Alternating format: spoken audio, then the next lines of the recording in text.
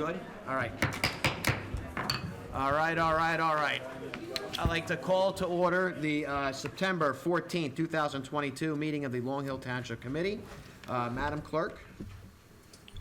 In compliance with the Open Public Meetings Act of New Jersey, the adequate notice of this meeting, specifically the time, date, and public call-in information, were included in the meeting that was electronically sent to the Echo Set and all and posted on the Township website. The agenda and public handouts for this meeting can be viewed online at www.longhillnj.gov. A public comment period will be held in the order it is listed on the meeting agenda. Thank you. Everybody, please rise, salute to the flag. I pledge allegiance to the flag of the United States of America and to the republic for which it stands, one nation, under God, indivisible, with liberty and justice for all.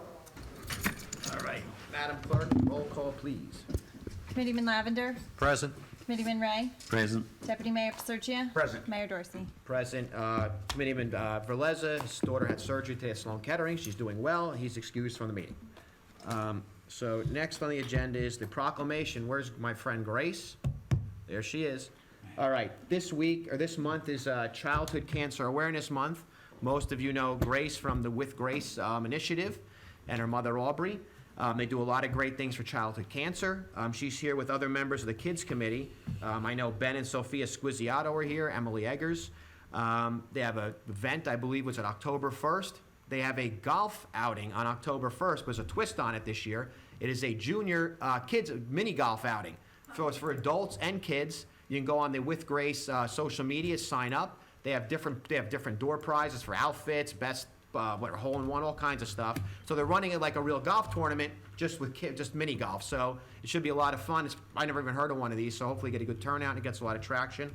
So Grace, I'll read your proclamation, then we'll get into some other stuff.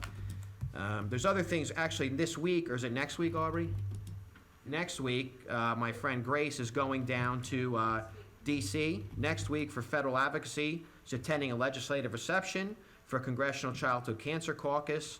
And she's attending the caucus meeting as well.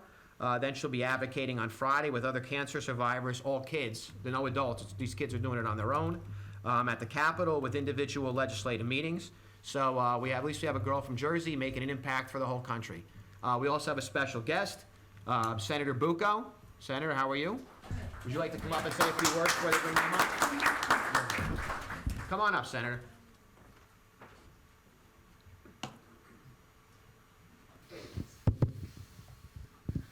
Thank you, Mayor and members of the committee. I met Grace a while back, and when you see the shirt that says With Grace, it fits her perfectly.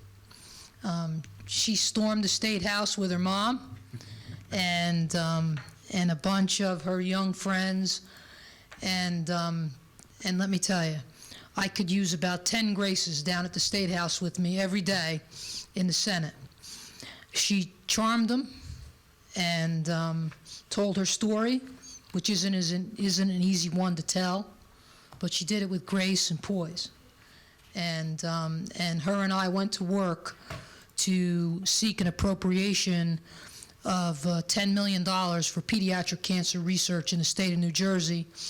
Not only was the Senate President at the time, Senate President Steve Sweeney, not only did he buy in 100%, but he doubled it.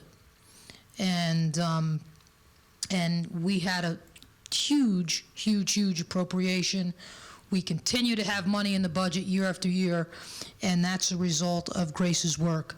And I can tell you that I can speak from experience, because as a child I had thyroid cancer, and that was 50 years ago now. And people don't recognize when they talk about cancer and the effects that it has on a child. It's even greater, because number one, the treatments are different, so the research is necessary to make sure that we know we're getting it right. You can't give the same treatment to an adult that you give a child. The instruments that they use are different. Things have changed over time. The impacts of the treatment as the child gets older will have an impact on their health long into, hopefully, their adulthood. I have, as a result of the radiation therapy that I had when I was 8, I have scarring in my carotid artery as a result of the radiation treatment that saved my life, but had an impact on my hearing and my sight. I lost my sight in my right eye as a result of that scarring.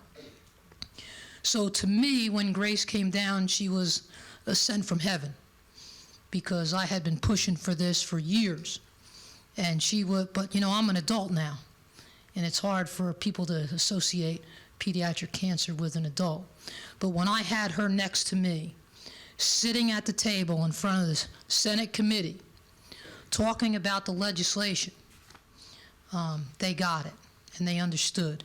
And she was able to explain far better than me on the impacts that it had on her young life so far and on her family, and it worked. And we'll do whatever we can to continue to make sure that the funding is there for this research so that no family ever has to experience this. The day will come when we can eradicate cancer from the earth, and that is not a day too soon. So, Grace, you're the best. I love you. I was glad I was able to surprise you tonight by being here. I read about this in the paper, and I didn't tell anybody. I didn't tell mayor or the council. I wanted to be here for you, to thank you for all that you've done for the state of New Jersey and for the country. And I continue to advocate, not only in New Jersey, but around the country as well. God bless you.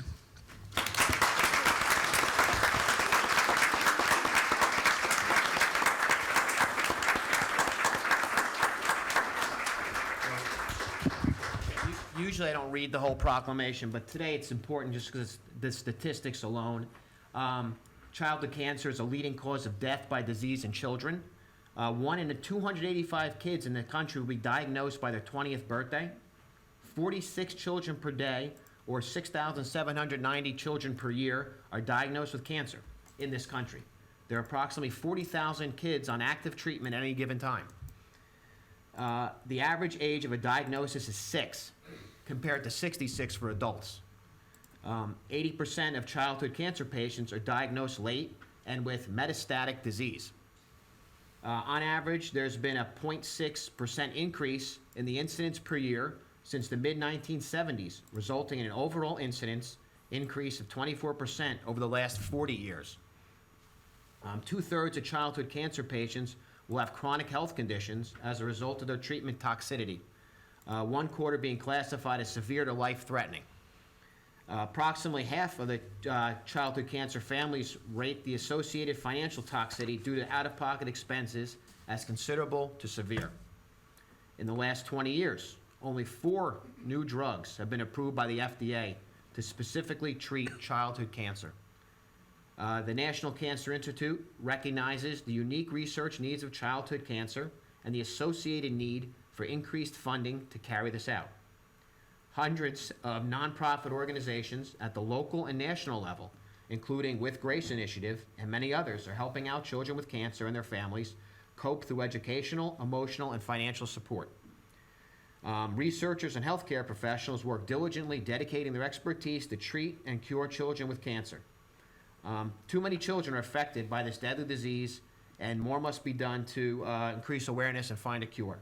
So therefore, as the mayor, I declare September 2022 as Childhood Cancer Awareness Month, and consider everybody to support this cause that deeply impacts everybody. If it doesn't impact your family, I'm sure it impacts somebody you know, some of your friends' families, so it affects all of us based on these numbers. So Grace, thank you.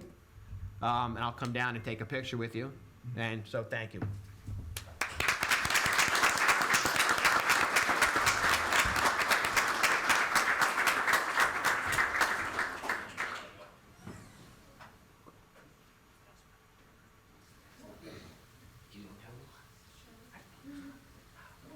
These are members of the Kids Committee. They thankfully did not have cancer, but still choose to stand up every day and help kids with cancer. I think we'll have Senator Lugo in there too. Senator Lugo, get in there too. Get in there too, please.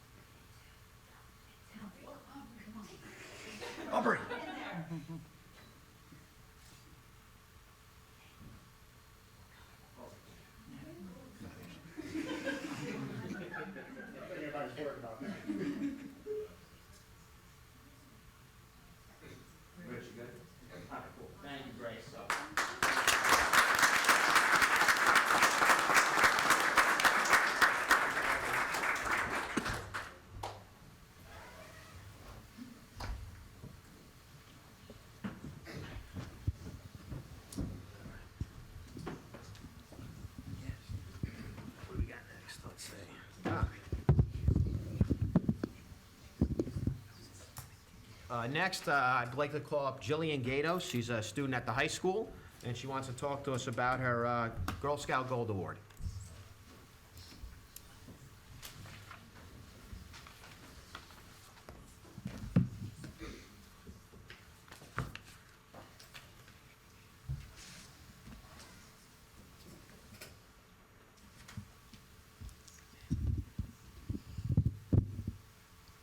Good. Good evening. My name is Jillian Gatos, if you don't know me already. I'm an Ambassador Girl Scout in Long Hill Township, and I'm looking to complete my Gold Award. So a Gold Award is the highest award that a Girl Scout can receive, and it usually takes 80 to 100 hours to complete. My idea is to build a geocaching trail in Hicks Tract that's fun and educational for the community to use. So by a show of hands, does everyone know what geocaching is? Okay, great. For those who don't, it's an established network of electronic treasure hunts that are in the woods.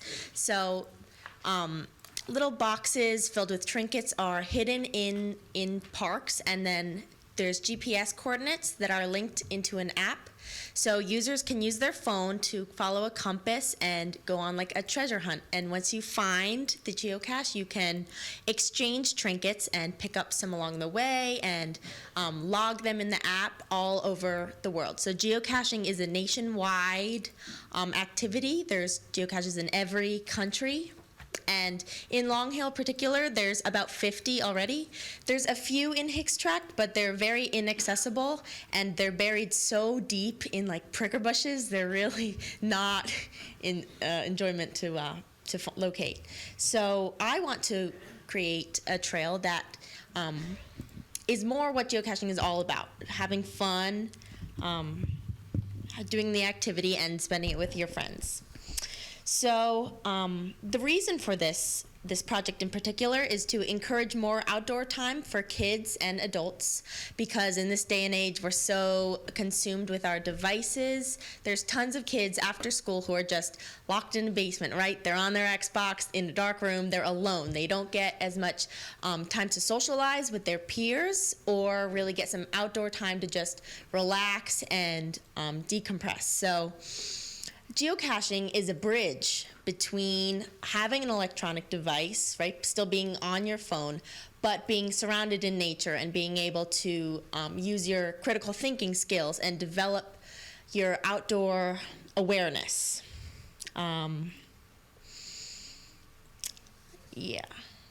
Does anyone have any questions or suggestions for me so When do you far? want to get started? As soon as possible. I'm hoping to get the caches in the ground before the snow hits, but if I can't do that, then I'll work on every other aspect that I can and then plant them in the spring once it's ready. Sounds like a great idea. Anybody have any questions for Jillian? No, it sounds like a great project. This Great. will be a lot of fun. Thank you. Is there And anything you did a else? great job on the 10 platforms for your silver Yes, award. Really thank you. think that was awesome. Yeah, my Girl Scout troop, we camped in there in the spring, and we had a great time. Do you need anything from us? No, I'm all set. Yeah. No, go for it. It sounds like a great idea. Okay, perfect. Thanks. Is that all? Thank you. you. Thank you, Jillian.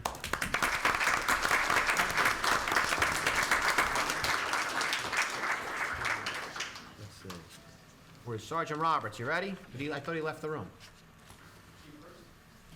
Chief's gonna say a few words. Oh, yeah, I knew that. I thought they were, I don't know where John went. Oh, there he is. So next we have Sergeant Roberts is going to be officially promoted to sergeant, and when he's ready to come back in, we'll get the ceremony started.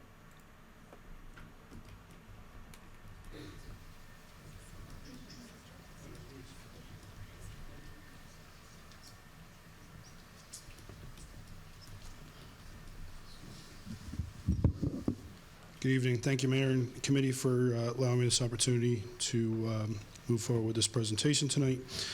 Briefly, one of our sergeants just received a call that the Zoom capability is not working for residents at home.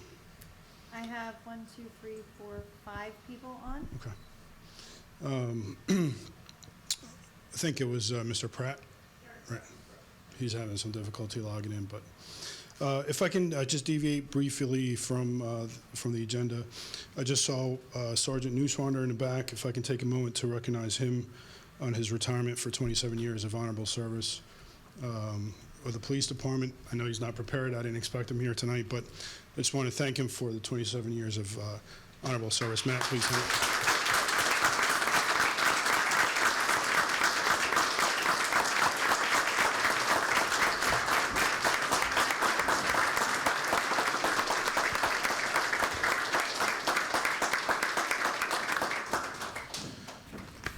Thank you. Matt, thank you. This evening, we're honored to move forward with a promotion ceremony for Sergeant John Roberts. Prior to joining the Long Hill Township Police Department, Sergeant John Roberts graduated from Cookstown University with a Bachelor of Science in Criminal Justice. He is a former firefighter of the Point Pleasant Fire Department. He was also an Eagle Scout. Sergeant John Roberts joined the force in 2013 and was later assigned to the Detective Bureau in February 2019. He was active with the Morris County Narcotics Unit Task Force for roughly 2 years and was involved in multiple drug seizures around Morris County. Sergeant Roberts has been responsible for multiple arrests and thorough investigations that yielded positive identity of the suspects.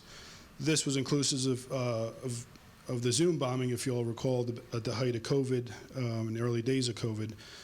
He was able to identify the suspects that were responsible for that Zoom bombing. Sergeant Roberts has had some additional responsibilities as an officer, detective, and as a sergeant. He's currently his instructor for CPR, DFib, first aid, bloodborne pathogens. He's our Narcan coordinator, medical supplies coordinator. He puts together our monthly statistics. He's the gang liaison, narcotics liaison, sex crimes liaison, Megan's Law liaison, human trafficking liaison, and he's also set up our Ring neighborhood platform. He's been in the acting capacity as sergeant for the last 6 months and fulfilled all his obligations and responsibilities in according to our policies and procedures. Present this evening to celebrate his accomplishments are colleagues, members of the Long Hill Township Police Department, his mother and father, Sherry and John Roberts, his brother Brendan, and last but not least, his wife Ashley and his 2 sons, Johnny and Joey. With that, I'll ask Ashley, Johnny, Joey, and Sergeant Roberts to come up for your oath.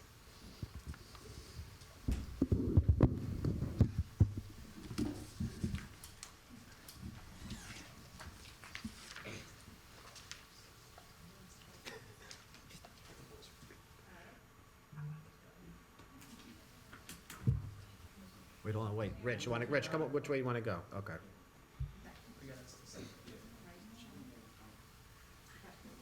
I, John Roberts, I, John Roberts. I, John Roberts, I, John Roberts, do solemnly swear do solemnly swear that I will support the Constitution of the United States that I will support the Constitution of the United States and the Constitution of the State of New Jersey, and the Constitution of the State of New Jersey, and that I will bear true faith and allegiance and that I will bear true faith and allegiance to the same and to the governments to the same and the governments established in the United States established in the United States and in this state, and in this state, county, and township, under the authority of the people, and that I will faithfully, impartially, and justly perform all the duties of the office of sergeant according to the best of my abilities, so help me God. Congratulations. Thank you.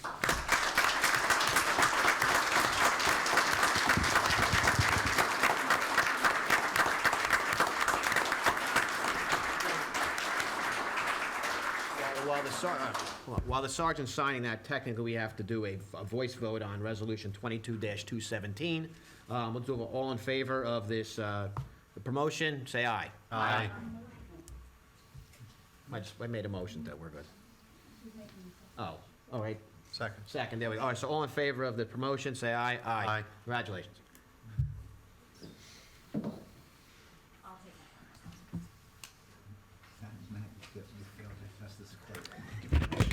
Well done. All over again. Congratulations. Good job, John.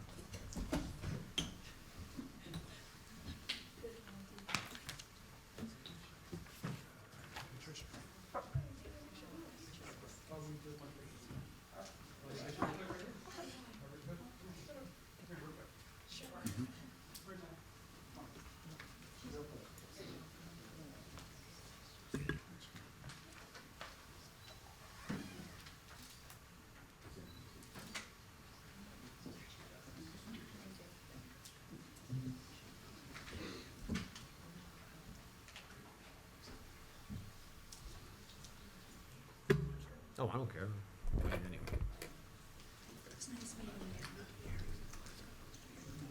Yeah, no, I'm gonna do him. I'm gonna get, before the presentation from Ray Jr., I'll bring Thank Gary you. up. So, yeah, as soon as Gary, yeah, we'll do Tim and,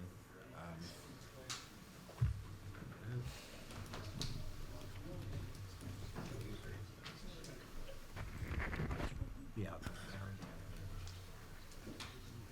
No, I'll let Tim in. All right, next, we have our friends from the high school, Dr. Jewett, and Business Administrator Tim Stiles. So come on up, Dr. Jewett. I know this is a little anticlimactic after all of that. Yeah, I know. I have to say, I'm Promotions, beaming back there because Grace is going to be a warrior next year, and her friends that are there that work with the organization, some of them are our students. And as the mom of an almost 2-year-old, thanks to the work they're doing, I actually will sleep easier at night. And Jillian gave such an articulate presentation on the project she's doing, and I think it's the projects like that in our community that actually make this such a wonderful family-oriented community. And congratulations to Sergeant Roberts. So it's actually nice whenever we come. You are a very active township committee. It's really nice. There's always some kind of recognition when we come to the meetings, and so it's nice to actually get to be a part of that. So thank you for inviting us to come and speak about our upcoming referendum on October 6th. It's normally a September vote, but because of the holidays, it got changed, so it's on Thursday, October 6th.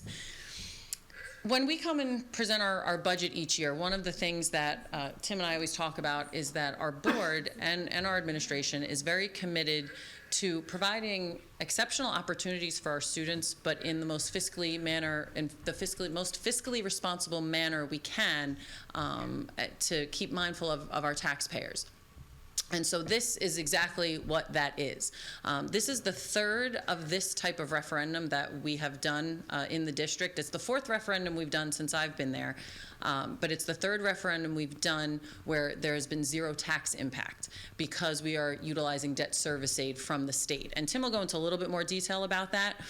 But what's nice is I think that the community is somewhat getting familiar with these types of referendums, so they now understand them. The most recent one we did resulted in our outstanding learning commons. We did a complete transformation of our media center into a real 21st century learning commons. It's almost like a college space. We have our cafe annex that's attached to our culinary arts kitchen that our students now will open several times a day. And we have different rooms in the learning commons. It really can be utilized by multiple classes because of the way it's designed. And we have a podcast room. We have some virtual reality and augmented reality equipment, but it's really a very cool space, and the staff and the students use it all day long and before and after school. So in our long-range facilities plan, we went back to that to pick out some of the next projects that we wanted to look at, including in this referendum. One of the main components of it is a redesign of our robotics area and so in one corner of our building we have a very poorly designed and utilized robotics space that's been there for I don't even know how many years. But our robotics program is extremely popular. We actually made it, they made it to the semifinals of the international competition last year. The room is just configured so poorly that we can't have all of the participants in there at one time. We have equipment that we need to remove, new equipment that we need to install. Next to that space, we have a photography lab, and because that's all digital, we can actually move that to a different part of the building. And next to that, we have our ceramics room. And all of those programs are very popular. So what we're looking at doing is taking that space and converting it into a STEAM / robotics lab that our robotics team can use, but our other classes can also use it for other design thinking projects. And then we're also going to be upgrading our ceramics facility. And that is one of our most popular programs as well. There are students that we have classes in there every single period of the day.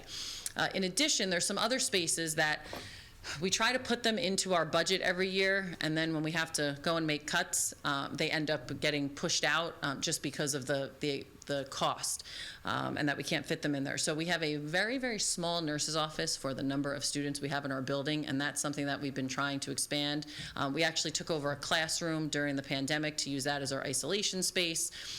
We have OTPT that hops around, that's occupational and physical therapy for our students with special needs. That's a room that we actually want to configure a room dedicated to that rather than moving that around each year based on where we have space. Our locker rooms and one of our locker rooms is in serious need of upgrades, and our athletic trainers room as well is extremely small for the number of students we have participating in athletics. And then there's a couple of other things in here. We're replacing one of our chillers, and we have been doing an LED light replacement throughout the building for energy savings, and this will just complete that because we did not include our Performing Arts Center in the other replacement that we've done. The board really carefully looks at the projects with the administration to figure out what we want to prioritize, and we pick projects that are eligible for the debt service aid. So our plan is, if the referendum is successful, approximately 60% of the cost of the project comes from our capital reserve, what we've been, putting away for projects like this, and then the other approximately 40% will come from the state. So there will be no impact on taxes. If the referendum fails, then the board will have to take a look at which of the projects, we'll still move forward with what we have in our capital reserve. But one of the things, and I've gotten this line from Tim, he always emphasizes this when we do this kind of referendum, our taxpayers in our communities pay quite a bit of taxes to live in these communities. And our school district only gets a very, very small portion of that back from the state. Most of those taxes go to other communities. So this is a way for us to get back some of those tax dollars through the debt service aid. So I'll turn it over to Tim to speak a little bit more, but thank you so much for listening. Anytime, Doctor. Thanks, Honorable Mayor and members of the committee. I'll echo the comments of Dr. Jewett. That lead up to us was phenomenal. Yeah, I was choked up. I mean, I have 2 kids. They're older now, but I mean, still, that's just fantastic stuff. And it's always nice to see honoring police officers. That's great. So anyway, yeah, so our board takes very seriously the idea of, and as you guys know, you have to keep up with these buildings. If you don't, down the road, the taxpayers are going to have to deal with it. But we want to do it in a way where we're not hitting the taxpayers with increases in their taxes. The taxes in these communities, all in New Jersey, are high. It is what it is. Property taxes are tough. So what we're able to do is we save some money through the years in our something called a capital reserve, which is, I think you have a capital type of reserve like that, but it's like a surplus account. And we can use that for the local funding. And we apply for a referendum. When we apply for the referendum, it allows us to get the only type of money that's available for a capital project for schools right now, and that's debt service aid. So we can get up to 40%. It's typically about 35%. The state kind of cuts that down a little bit. But we're going to be doing this project, this $8 million project, with 35% of it coming from the debt service, the state. So what happens is we get the proceeds from the loan, and then in 1 year we pay off that loan with our capital reserve and a debt service. So that's kind of it in a nutshell. That's why we say it doesn't impact the tax. We're not asking for new taxes. And Dr. Jewett pointed out, regardless, we get 2% of our revenue is state aid. That's it. So that means other districts, some of the other districts are getting a lot more. So they're probably getting some of your state money that you're paying, your taxpayers are paying. So this is a way to recapture some of that money back. And we do this project, 65 cents on a dollar is what we pay out of our surplus, so money that we've already accumulated over the years. So that's essentially the project. Like I said, if things go well, we have the referendum vote is on October 6th, which is tight, I know, for the November election. I kind of wish it was back in September because I kind of made it tough for the clerks. But, we don't set the dates, they're statutory. So anyway, so that's how it works, and if that goes on, we would do the project next summer. We actually have a lot of projects that went on this summer. And again, along that same line, we did a lot of energy projects through something called an ESIP, another way to do a lot of projects and not cost the taxpayers. We got 17 rooftop units, we got solar panels throughout our roofs. We got new lighting. So there's a lot of things that went there. Unfortunately, some of them were a little late because of the supply line items. What a pain in the neck that was, but but you know, it is what it is. We're getting there. But we're about a month off to finish those. So anyway, I don't want to take up your time. Thank you Anybody for on the your time. dais have any questions? Just by the way, as always, you guys, you're a great team. You come in and everything is well presented and well thought out. So personally, I'd like to thank you for that. One question I have, I think I know the answer, but Tim, you're going to be better at this than I am. Surplus, is that different than what is often euphemistically called the cap bank? The cap bank. So Are you thinking of the bank cap? Yeah, Oh, what- that- however Yeah, it's phrased. Yes. that is a little different. So at the end of the year, if, like say, like we have a $45 million budget, and say we spent 44, we have $1 million left, we can take that $1 million of unspent fund and put it into a capital reserve. Bank cap is something a little different. That's if you don't go to cap, you have this banked cap that you can use in the next year. Typically, our board doesn't like to do that because when you use bank cap, it increases the taxes. Understood. If you know the board members, By the way, like, that's the best description I've ever heard because it is confusing. It's confusing to this committee. It's confusing to the taxpayers. The moral of the story is the surplus, which was left over from a previous year or years, does not affect the property taxes of our residents. correct, yes. And we do, and Dr. Jew pointed out, we do have two of our board members here tonight. Actually, our two Long Hill members, Yes. Sue Ober and Carol Prasa.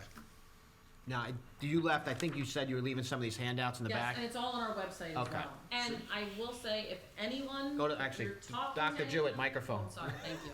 If sorry. anyone here is talking to anyone, if you're at a cocktail party talking about the high school referendum, but really, if anyone has any questions, we tell, that please call us directly, because we are more than happy to provide clarification and explain anything, you know, any questions that anyone has. So if any of you too get questions from folks and want to reach out, but you can have them reach out directly to one of us. We are more than happy to talk to people leading up to the election. Thank you very much. So, and thank you so much for having us. We appreciate it. We Thank always you. appreciate your time. Anytime. Thank you. Thanks, Tim. Thank you. Thanks, Dr. Jewett. All right, next, we'll do the HPAC presentation, then we'll do Gary, and then, here's an add-on. HPAC presentation, then Mr. Giannakis, then we will deal with the auditors. So I'd like to bring up, as I always introduce him, our town historian and miniature schnauzer enthusiast, Sam Cornish. That's right.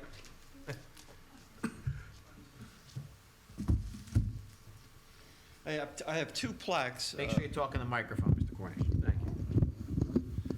Yeah, I have two plaques this evening to. You have to talk present. into the microphone. Like Wonderful. stealing my father. Talk. Talk. All Saints Church and Sterling Presbyterian.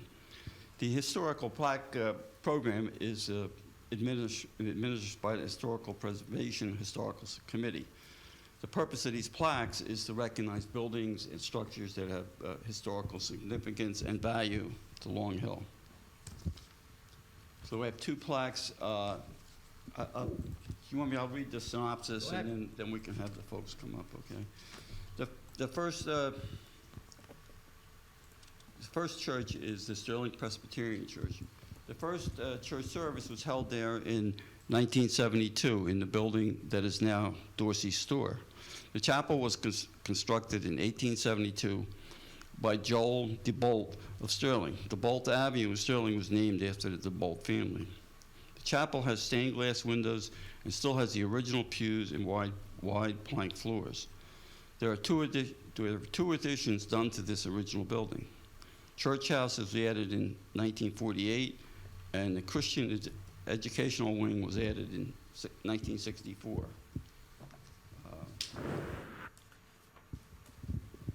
Elder Joyce Kurnick will be here to receive that plaque from us.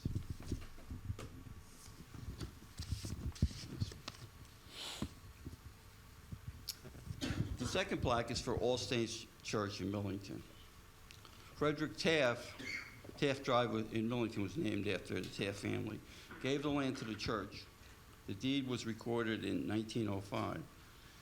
The appointed Ways and Means Committee agreed on the church name of All Saints Mission in 1905. The building committee was appointed by the bishop in 1905. Ground was broken in July of 1905. The church building was completed in 1906.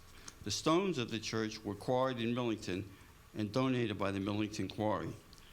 The rectory, now known as the bathhouse, was completed in 1913 by local builder Nicholas Thomas. So, Vicki, would you, McGrath? No, Reverend Vicky. And Joyce? You-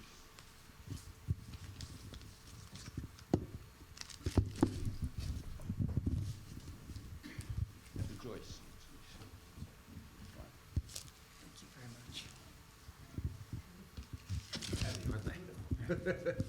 Oh, yeah, I'll come Thank down. you. Would it be appropriate, we've got a couple of people here from All Saints Church, would it be appropriate to ask them to stand? You can bring them up, Reverend. Yeah. Carol, Bill, come on up. Dorothy? Carol and Malpatone, too. Yeah, good. They're parishioners, bring them up. Yeah, good to see you.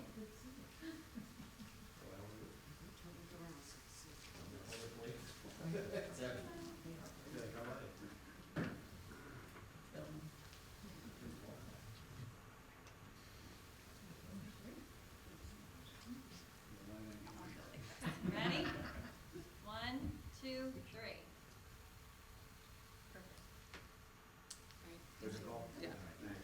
Thank you. Thank you very much.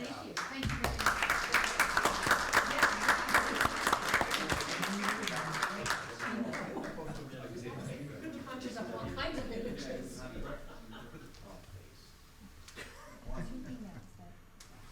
Oh, it's good. Okay, great.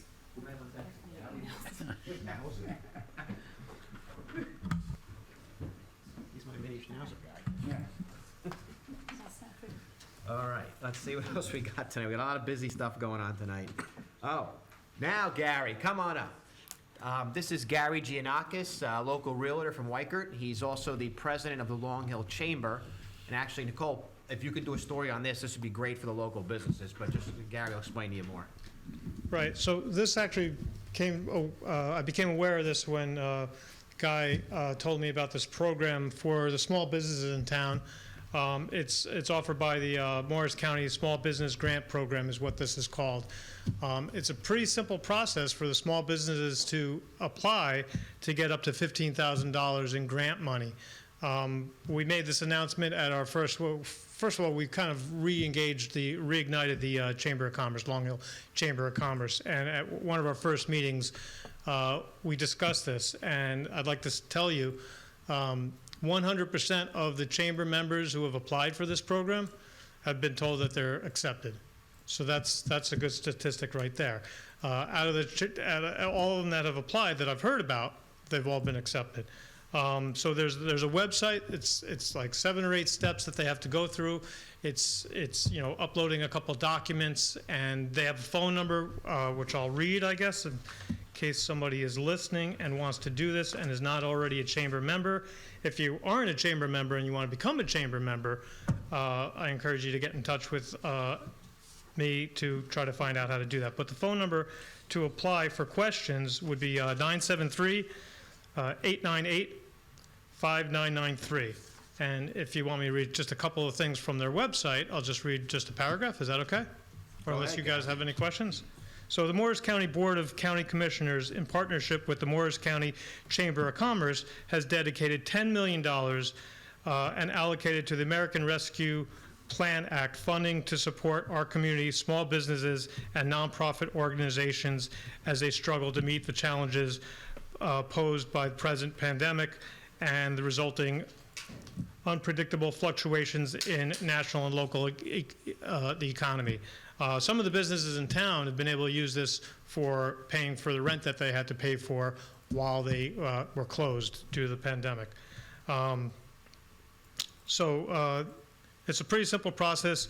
You can get up to $15,000, and I did find out just the other day, actually, out of the 10 million that they allocated, there's 1 million left, and the program ends in the next 15 days. So by the end of September, businesses should try to apply for this.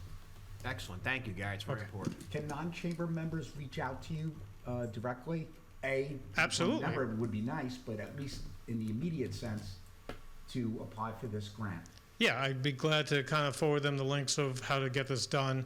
And if they don't want to come to me directly, they can try to look for it on the Morris County website. That's great, Gary. Okay. Thank you so much for what you do, for the chamber, for the Thanks. community. The local chamber does a great job.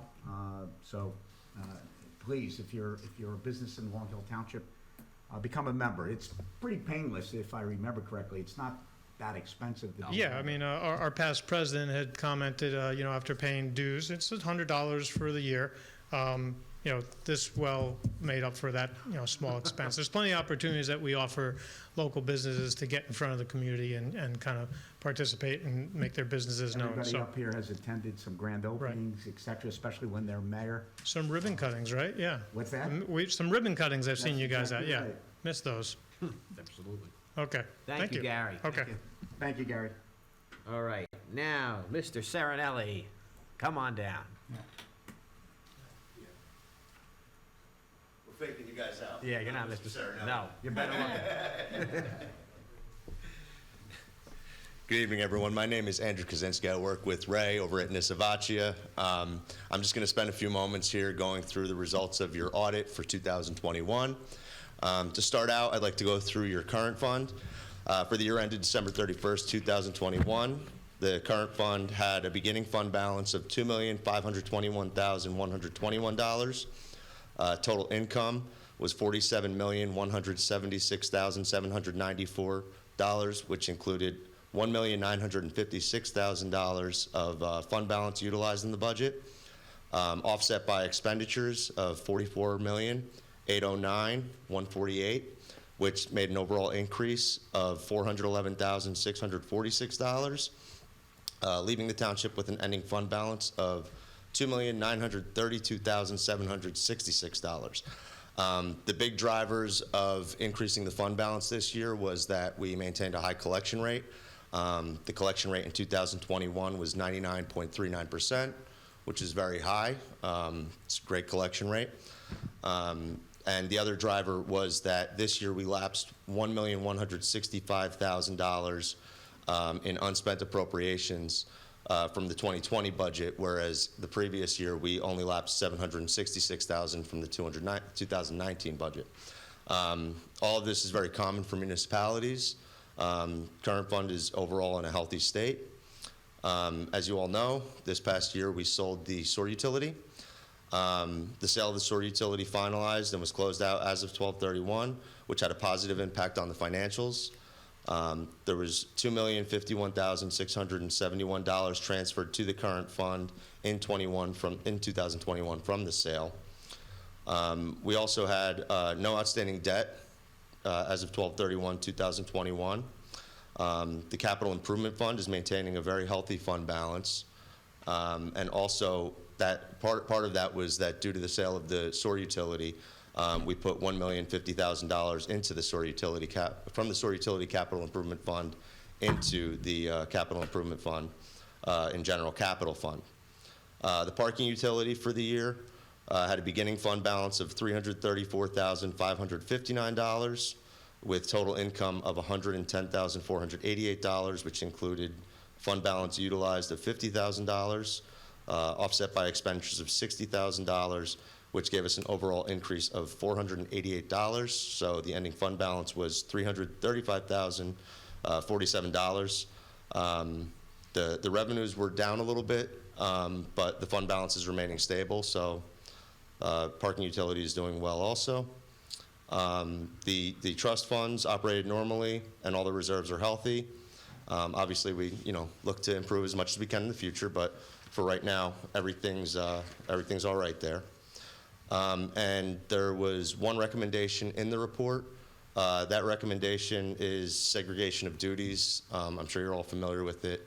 It's a repeat recommendation, but unfortunately, it's a very difficult one to get rid of with budgetary constraints, and you have to add other positions which really don't make sense. So, now, does anyone have any questions?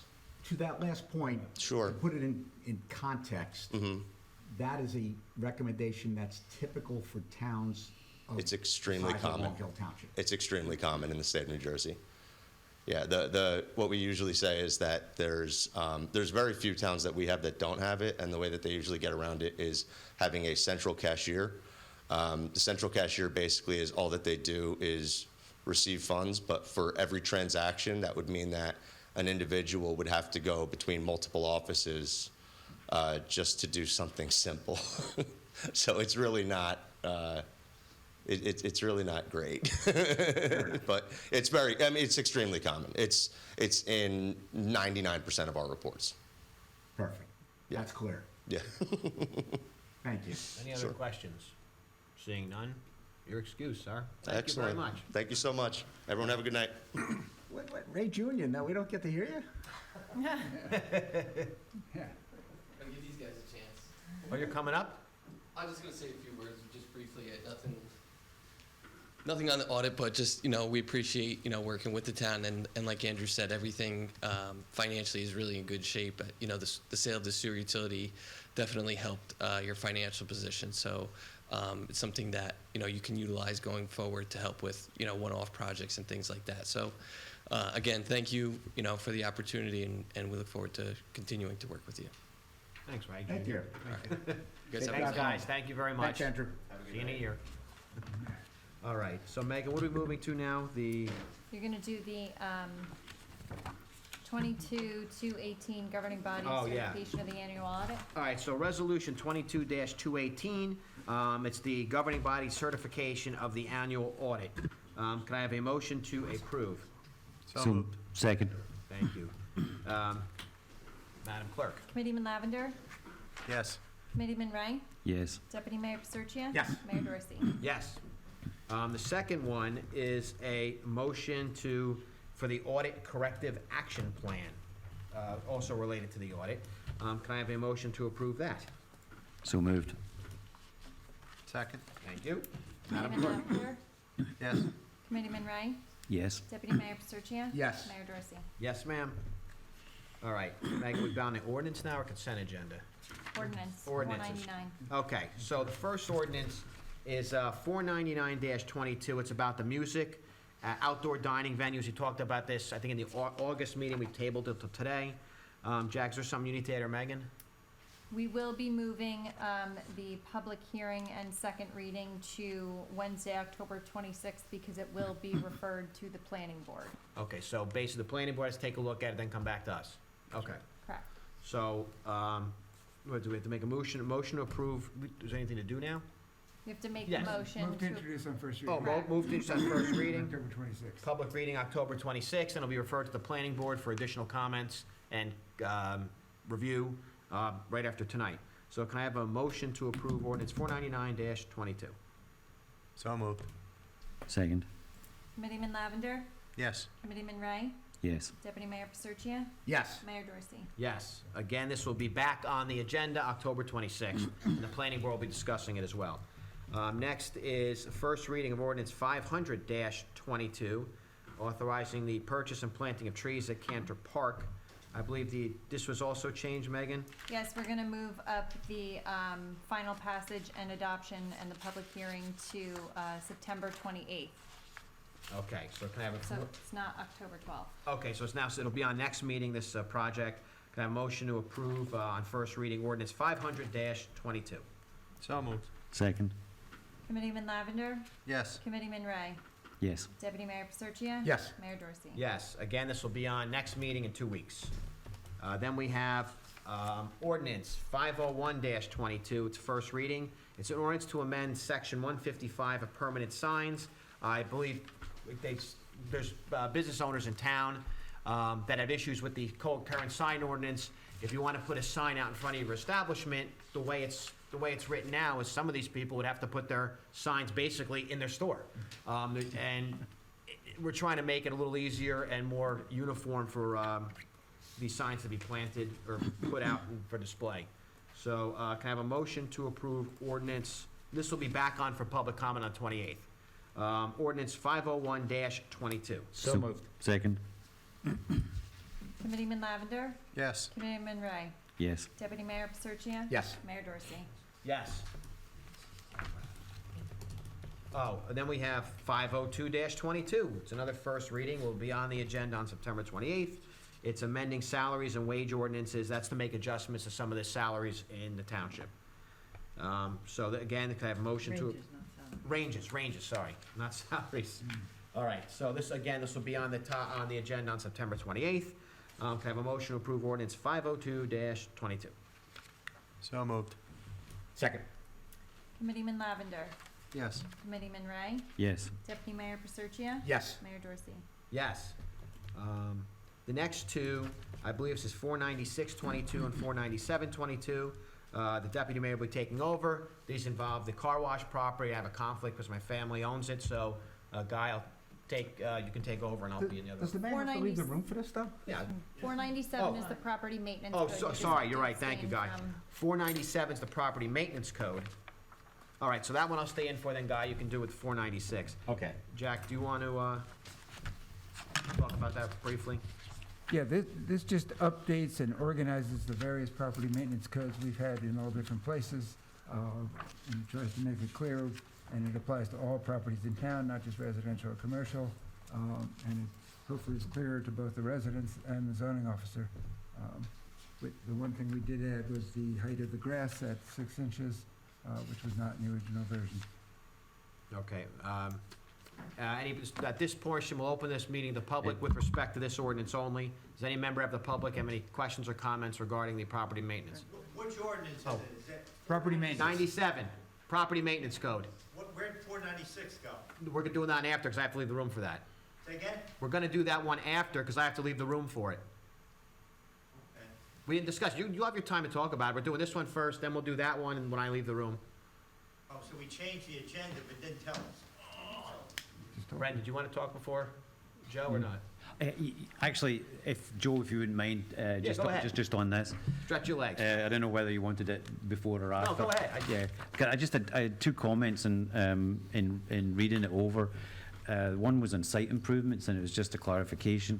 It says all sidewalks, steps, driveways, Page etc. Page 18. Okay. Under H.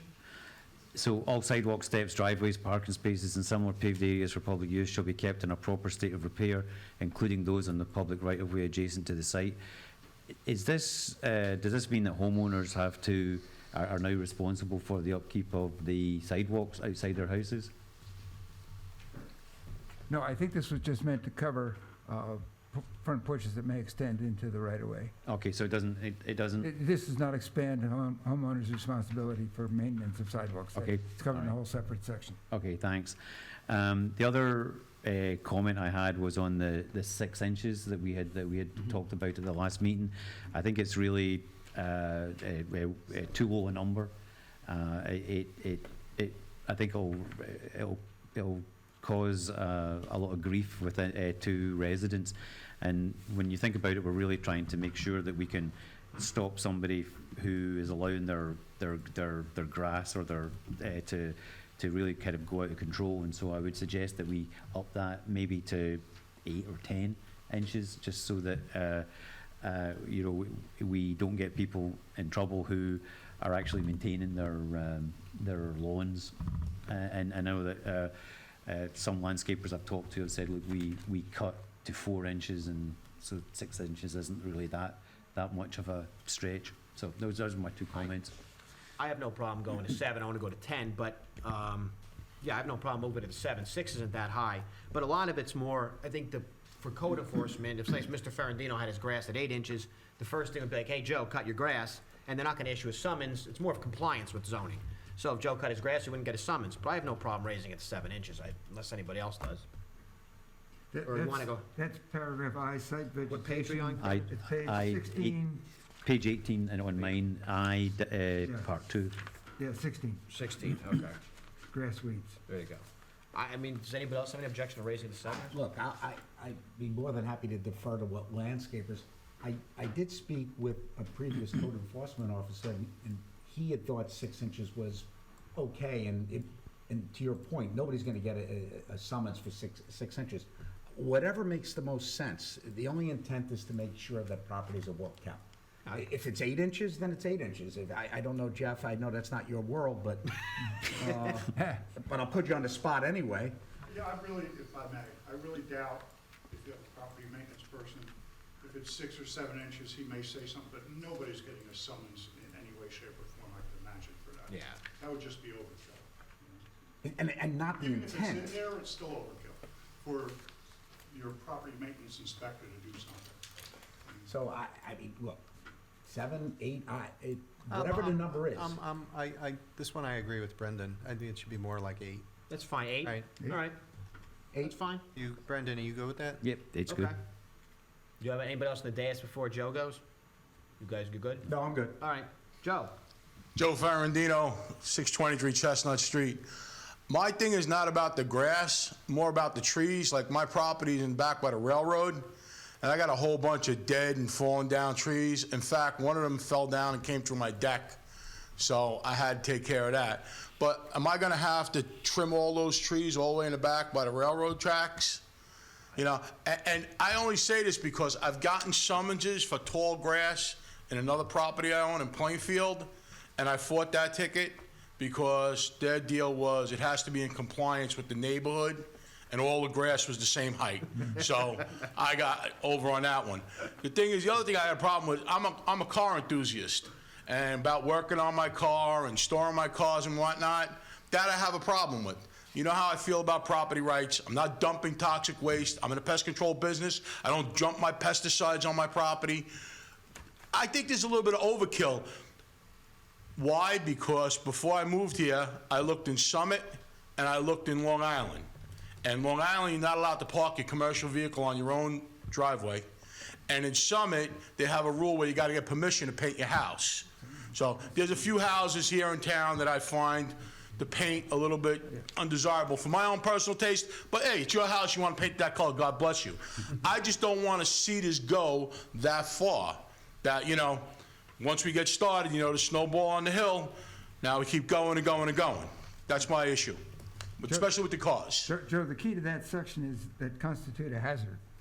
So For the it's not trees. for the trees. Okay. It says trees and shrubs, on-site dead and dying trees, and it goes on, that constitute a hazard to persons on adjacent properties or the adjoining public rights of way. So it's not just general requirement to prune the trees, it's if they constitute a hazard to your neighbors or to people in the right of way. Everybody remembers Tommy DeLoya, right? He was our inspector. Tommy came to me and told me, Joe, you gotta remove your toilet bowl with the flowers in it, and you have to get rid of your car because it's on a trailer, and the town people don't like that. Okay, I took the car in the trailer, put it in my driveway. As far as the toilet bowl with the flowers went, I told him, Tommy, you keep this up, I'm gonna find a bathtub with the legs, I'm gonna put that in my yard also. It's my property, I'll do as I want. It wasn't unsightly. Thank you very much. Thank you, Joe. Yes, ma'am. Good evening, Dorothy Smullen, 141 River Road. I'm a township resident for 53 years. There is some very vague and one even incorrect statement in this ordinance, 11.1.4, Section G. What constitutes an insect pest? What page you on? It'd be 21 here. Okay. It's G, which is insect and rat control, ma'am? Yes. Okay. Some landowners, can you hear me? Yes, go ahead. Some landowners might consider a pest that I know is an important native insect pollinator. And you really have to be aware of insect life cycles. Sometimes they might be considered bad. Sometimes another part of the cycle would be a good insect. The use of pesticides is one of the causes of the loss of 2.5 billion migratory birds since 1970. Is the zoning officer an entomologist? And you cannot rely on pest services that only want business. So who's going to determine what the insect pest is? This is a very serious problem. Section letter I, on-site vegetation. Item 1, mention of poison sumac. Poison sumac does not grow in Long Hill Township. It is a southern bog tree, small understory tree in southern bogs in our state.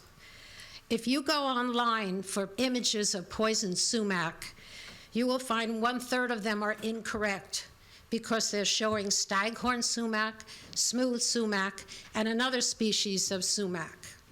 All right? They are not toxic. So that's an incorrect item. So this ordinance really needs some review. Can I ask you to circle back to the toxic sumac? What is that one called? The toxic sumac? Poison sumac. It's called poison sumac. Yes. What does our proposed ordinance say? It's poison. It says poison ivy. It says poison ivy, poison sumac, similar and noxious other vegetation. noxious vegetation. We can take out poison sumac, What would you suggest we put that's more common or in this area? Well, I think you ought to hand it over to the Environmental Commission, of which I am a member, to take a look at it. I happen to have a master's in biology. I'm a retired high school science teacher, and I work part-time at New Jersey Audubon. That works for me. That's perfect, right? So You also mentioned noxious vegetation, and you really have to define that. And I happen to know that Belleville passed an ordinance asking homeowners to get rid of all the Japanese knotweed and bamboo on their properties at their expense. So maybe that's what you consider noxious vegetation. But I do know I live on River Road, and in past years, you used to have that mower truck come and cut down the Japanese knotweed. You haven't done it in years, and that's a road without sidewalks, and it's on the riverside property. So I don't know who's going to be taking care of I that. wasn't ignoring you. I was looking at our wonderful DPW director. Do you still have that piece of equipment? Can you take care of that? Yeah. There you go. There you go, Ms. Smolin. Problem solved. Item 2 under that section, the wording for gardens really needs to be clarified also, and should include rain gardens, wildflower meadow areas in front and side yards, and even patches of tall sunflowers that don't bloom till fall, and they really look lovely around our town in several spots. Thank you. Thank you, Ms. Can I make a, by the way, thank you so much for that. Can I make a recommendation before we vote on it, just to send it Well, to the yeah. Environmental Commission? How often does the Environmental Commission meet these days, ma'am? Unfortunately, some of our members have been sick. There's one member that spends the whole summer, and he's not even back yet from Maine. And unfortunately, we haven't had a quorum. If you know any people in town that would like to be members, please send them our way. In the interim, can we send the ordinance to Mrs. Smolin? absolutely. Yeah, it's fine. Yeah. In absence of the, her colleagues on the Environmental Commission Yeah, if you for wanna your come back, review come and for back. recommendations. Well, Can you come, when can you have them back to us? About 2 weeks? You want the first October meeting, the first, well, I can just give you this, I'd really. rather just have you do it. I mean, if you have an idea what you Well, want to.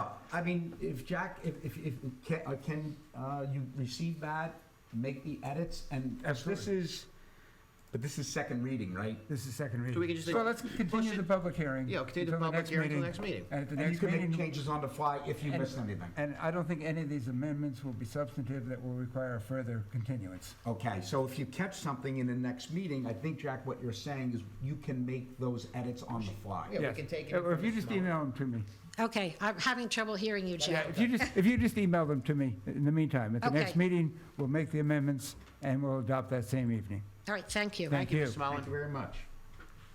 Ms. Braza. Carol Prasa, Millington. I want to believe that this maintenance ordinance is written with good intentions, but wow, is it off the mark. just going to try to go in ordinance of some, order of some of the things that concern me. Just let us know what page or like letter you're talking about, so we can follow Okay, along I with you. did note some of them. The area about prevent and create, and the creation, I'm quoting, prevent the creation, extension, and aggravation of blight. Let's see if I can find that. There it is, on page 20, number 4, Ms. Cross. Okay, I because found. the numbers, I was working off the old Oh, one. it's under Title 11-1.2, B, number 4. So it's right at the Okay. beginning, B, number All right, let's start again. Prevent, I realize, the creation, extension, and aggravation of blight. Webster describes blight as any insect or disease that destroys plants. Does anyone believe that you or any law has the power to prevent the creation of an insect or a disease that prevents blight? I think this is just the purpose of the ordinance, and I don't think it's talking about the dictionary definition of blight. I think it's talking about rundown, deteriorated conditions as opposed Okay, to... all right, I will get to a little editorial later on. I think 11-1.4, item C, grading and draining. We all understand that with new construction, we should try to grade land to control the effect of drainage and minimize the existence of stagnant water and flooding. However, this ordinance is written, the as written suggests that everyone with an older home must hire an engineer or an excavator and change the drainage patterns of our land to comply with current structure standards. If you don't believe that, if that's not what it's trying to say, are some of us grandfathered? Furthermore, many areas of our town are covered with natural wetlands, swamp areas. Are we literally expected to drain the swamps? Did I lose my place? Many of the homes in older neighborhoods are divided by, did I get myself mixed up here? Let me see. You just finished C, grading, so, 1.4C. yes. Okay. Oh, many of the homes in older neighborhoods are divided by columns of natural growth, which often extend back to the back property lines and then to the street. Do we have to cut down all this natural growth that act as barriers between houses? Are we expect to clear the riverbanks of natural growth? It is important to note that grass roots are not deep enough to stabilize a riverbank. The natural growth is far better for the environment. It holds onto the earth, and what we don't want to do is have our riverbanks further deteriorate. Sort of what Dorothy was saying, furthermore, it appears that we no longer allow growth of New England-style flower gardens, and since there is no exception made for vegetable gardens, I'm guessing that they're not allowed either. Also, since there's zero mention of agriculture, I'm assuming that they're being outlawed by this, it's not a referendum, what are we talking about? A maintenance, an ordinance. Was It it just, excludes gardens in section I 2, last A word. little bit of an I think it was on the 11.1 area. I apologize. 11.4I2 says shall not include maintain cultivated flowers and gardens. And gardens, does that include vegetable gardens? sure. Yeah. It doesn't specifically say, and the way, it's all sort of written like you're talking about flowers and landscaping. It does sort of, Well, if we put vegetable in, then are we excluding You have to flower put everything gardens? in, yeah. well, you could put both. Well, I'm not a lawyer. Actually, Mrs. Smell, I think Mrs. Smellin had mentioned that in her revisions. Yes. Because she said Yeah. about a rain garden, too. Right, she mentioned Other types of examples. gardens, yes. Let's see. This one was particularly interesting to me. Item L under something, I don't have it in front of me. The exterior of all premises shall be kept free of the following matter, M-A-T-T-E-R. One of the sub-items was animal excrement. Obviously, the author of this ordinance knows little about farm animals or horses.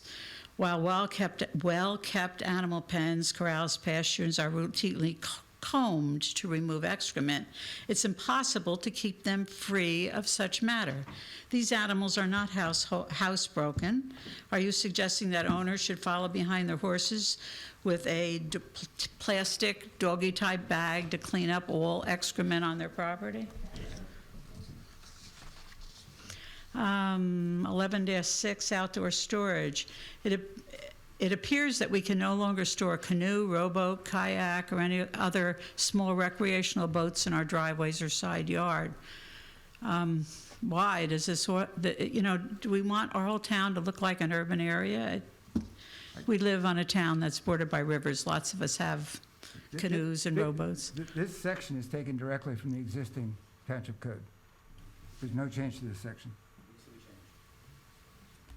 So we currently aren't supposed to have canoes and rowboats stored.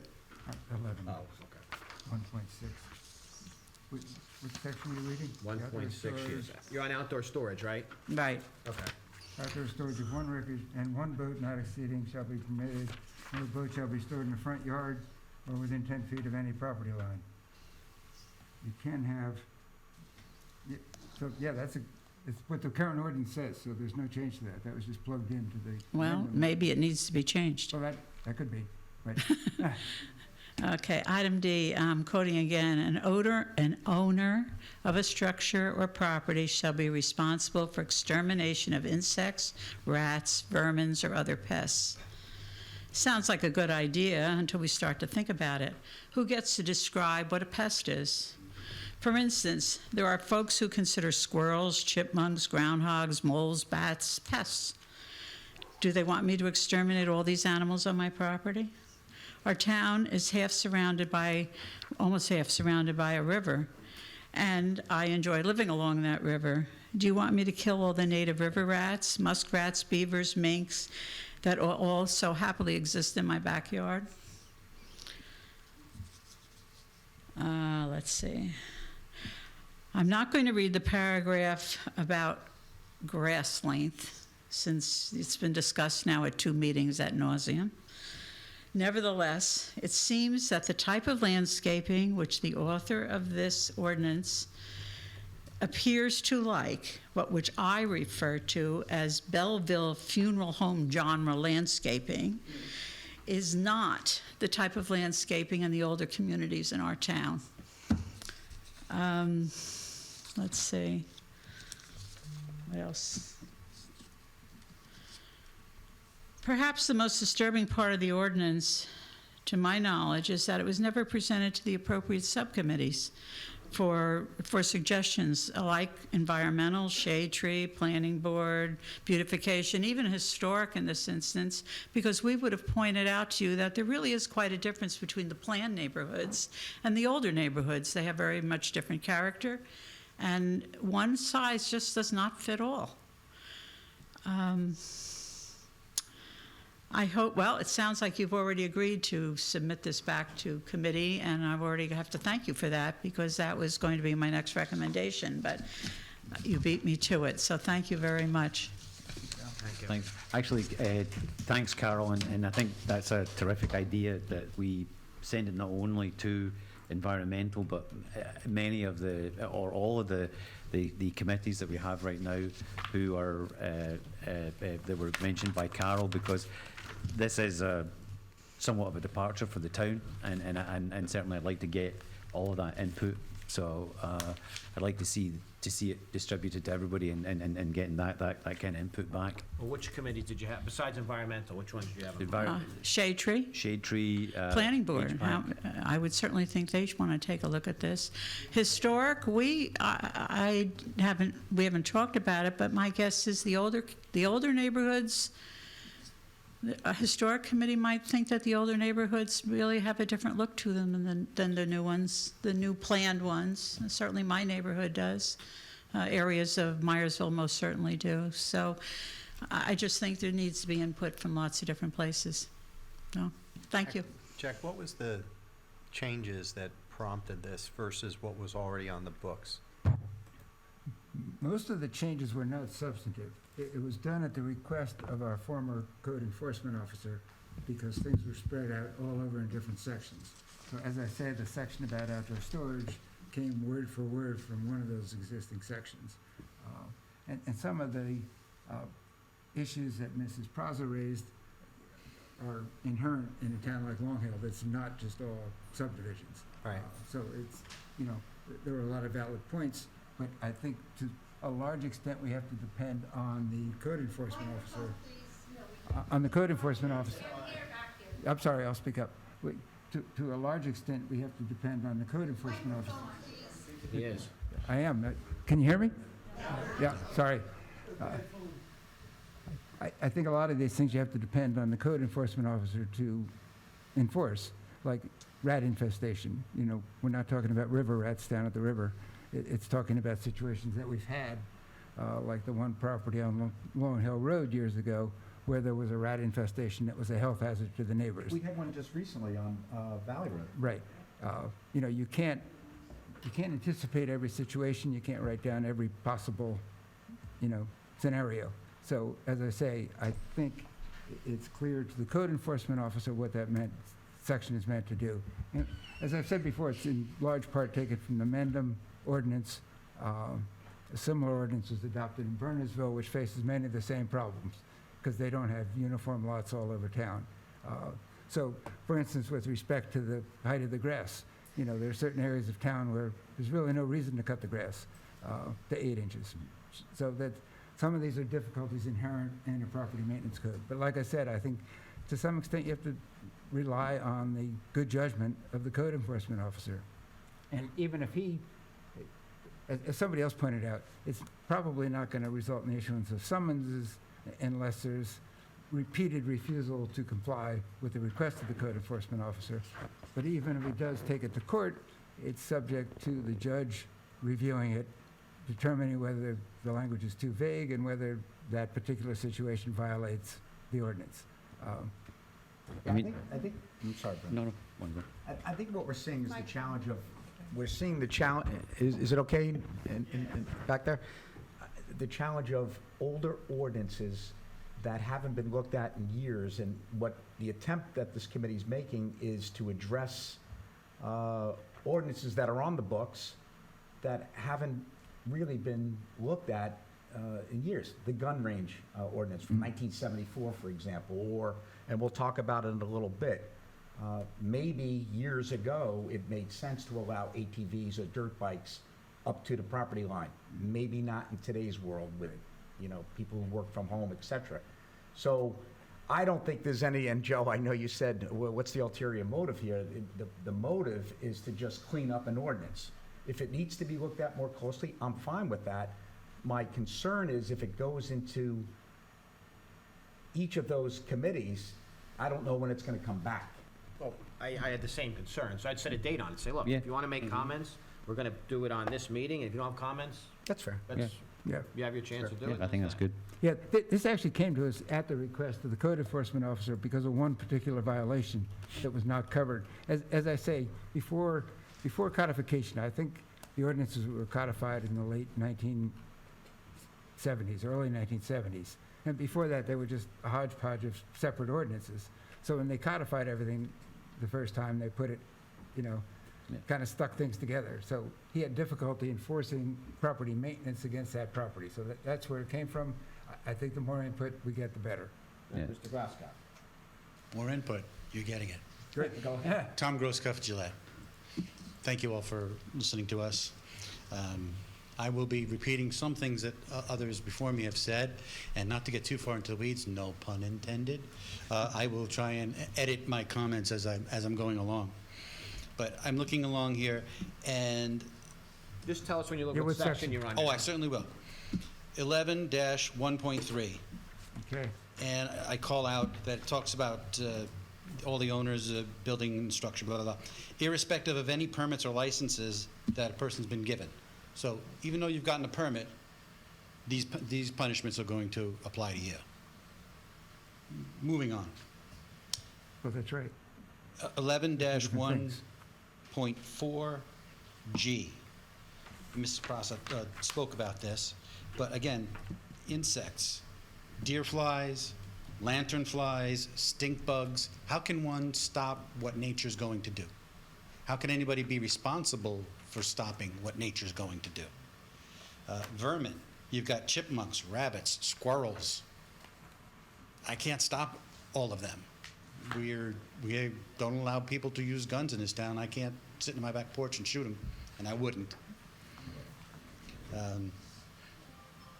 Site vegetation, it talks about, that would be I, under the same section. Yes. It talks about people, you can't have annual plants in the right-of-way, or say, in my case, my wife likes to put annual plants right by the mailbox. That wouldn't be allowed here because it's in the right-of-way, per se. That probably should be looked at. Oh, it doesn't just apply to anything in the right-of-way. It says to obstruct, I'm sorry, it says to obstruct public access to sidewalks and roadways, and so as to not obstruct the necessary line of sight from any roadway. So it doesn't prohibit planting in the right-of-way, because most people have a right-of-way on their property. So that's not the intent at all. It's really just for safety reasons.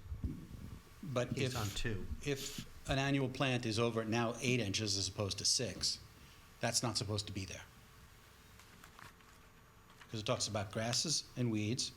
All premises and exterior property shall be maintained free from grass, weeds, or plant growth in excess of 8 inches from the front of the structure to the edge of the street curb and all side yards. Yeah. So you can't I see have what you're plants saying. on your side yard, bordering your neighbor's property. That seems to be a little too far-reaching. Well, let's take out plant growth. Now, what about other vegetation? Ms. Praza spoke about a vegetable garden. Well, Mrs. Smullen's going to expand that category for us. That will be very helpful for all of us. Moving on. Another favorite topic under item L, number 3, animal excrement.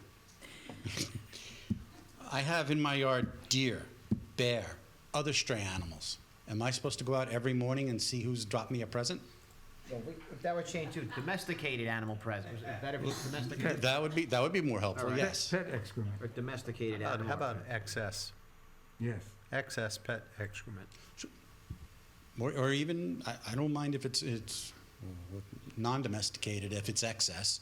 Sure, if all of a sudden, a bear has created a little hovel in the corner of your yard and has decided, hey, I'm going to leave all my presents here, yeah, you might want to look at that, or at least call somebody for that. But as this is written, it's just animal excrement, and there's no bounds to it. Under 4, hidden or uncovered ground or surface hazards, such as, well, if it's hidden, how would you know? I'm sorry. I have a problem with that. And that goes right to number 5, buried rubble. As we all know, when somebody builds a new house, what does the contractor do just before he leaves? Digs a big hole, puts all the extra garbage there, covers it over, you never know where it is. We all get to find those presents a couple years later. That needs to be fleshed out a little bit more as well, don't you think? We come down to number 9, peeling paint, broken glass, windows. Okay, I can understand the broken glass, the windows, rotted or missing, substantially destroyed window frames. That's disruptive, that's disgusting, and we should not let that in our town. Peeling paint, to what extent? Nobody wants to go out and paint every year, and usually paint will blister before people scrape it and paint it. So at what point is peeling paint going to get somebody a citation? If it's something that persists and is going on for ad nauseum, absolutely. I don't want to take a look at my neighbor's house looking terrible. But if it's March and he's planning on painting in June, perhaps that should be addressed here somehow. I'm not the attorney. I don't have the words for that. I look at 11-1.5, A, general. The exterior structure shall be maintained. That seems to be all covered in 7, 8, and 9 above. So, Jack, thank you for letting us all know that this comes from prior ordinances, and you're bringing the two of them together, and this just might be one of those overlaps? Some of this came from other towns as well. Okay. A lot of it came from Mendham, as I said earlier. Okay. Can I make a comment on L? Which one? Well, L at the top, it said prohibited conditions. Yes. So I think I understand where Tom's going. I don't like the way that's worded because it kind of feels like a zero tolerance for the following things kind of Thank you. comment. And, you know, it really should say something along the lines of the following conditions should be addressed and maintained in an appropriate manner, blah, blah, blah, right? Thank you, yes. As opposed to like zero tolerance for these things, because Yes. you can't be that cut and dry. Did you read my closing comments? Yeah. 'Cause it's kind of in there. Yeah, Yeah, but I that's- saw it in so- your eyes. Yeah. I read your, yeah. Is that better? Yeah. Let's look at 11.1.5C. It talks about exterior surface will be maintained in a workmanlike state of maintenance and repair. What is workmanlike? I don't know what that means. That's a very Non-disruptive? subjective term. Yeah, again, But property maintenance codes, by their nature, are subjective. I just want to make sure that, And that's why the Township Committee in the past has been reluctant to adopt a property maintenance code.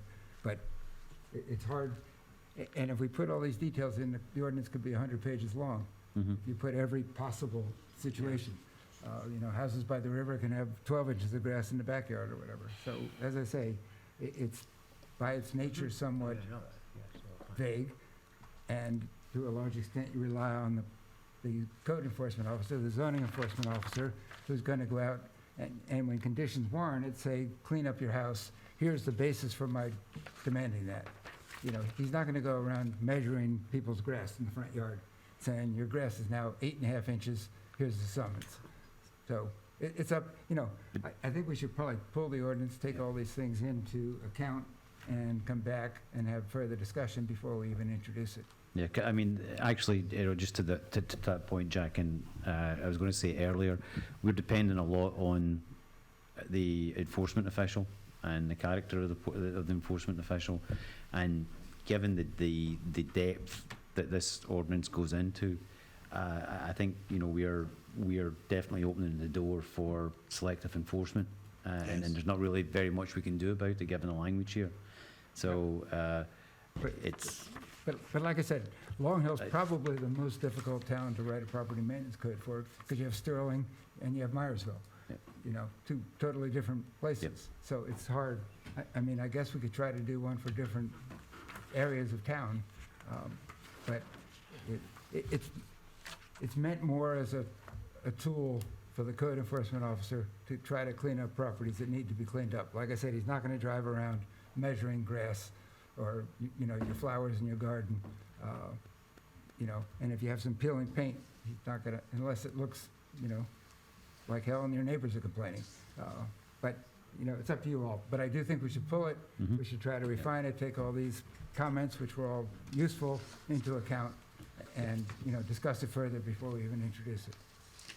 I take your points, and they're considered and very well put together, but just as we're talking about that, how this opens, it doesn't say that what you've just said is that some of this is discretionary. It's always discretionary. It's reading matter of factly, you know. It's always described, but Yeah. the law says, hey, you can't go over, can't go 30 miles an hour in 25 zone. Well, a lot of people are doing it. The officer uses discretion. He or she may or may not pull you over. They may or may not give you a ticket if they pull you over. So it's the same thing with the zoning enforcement officer.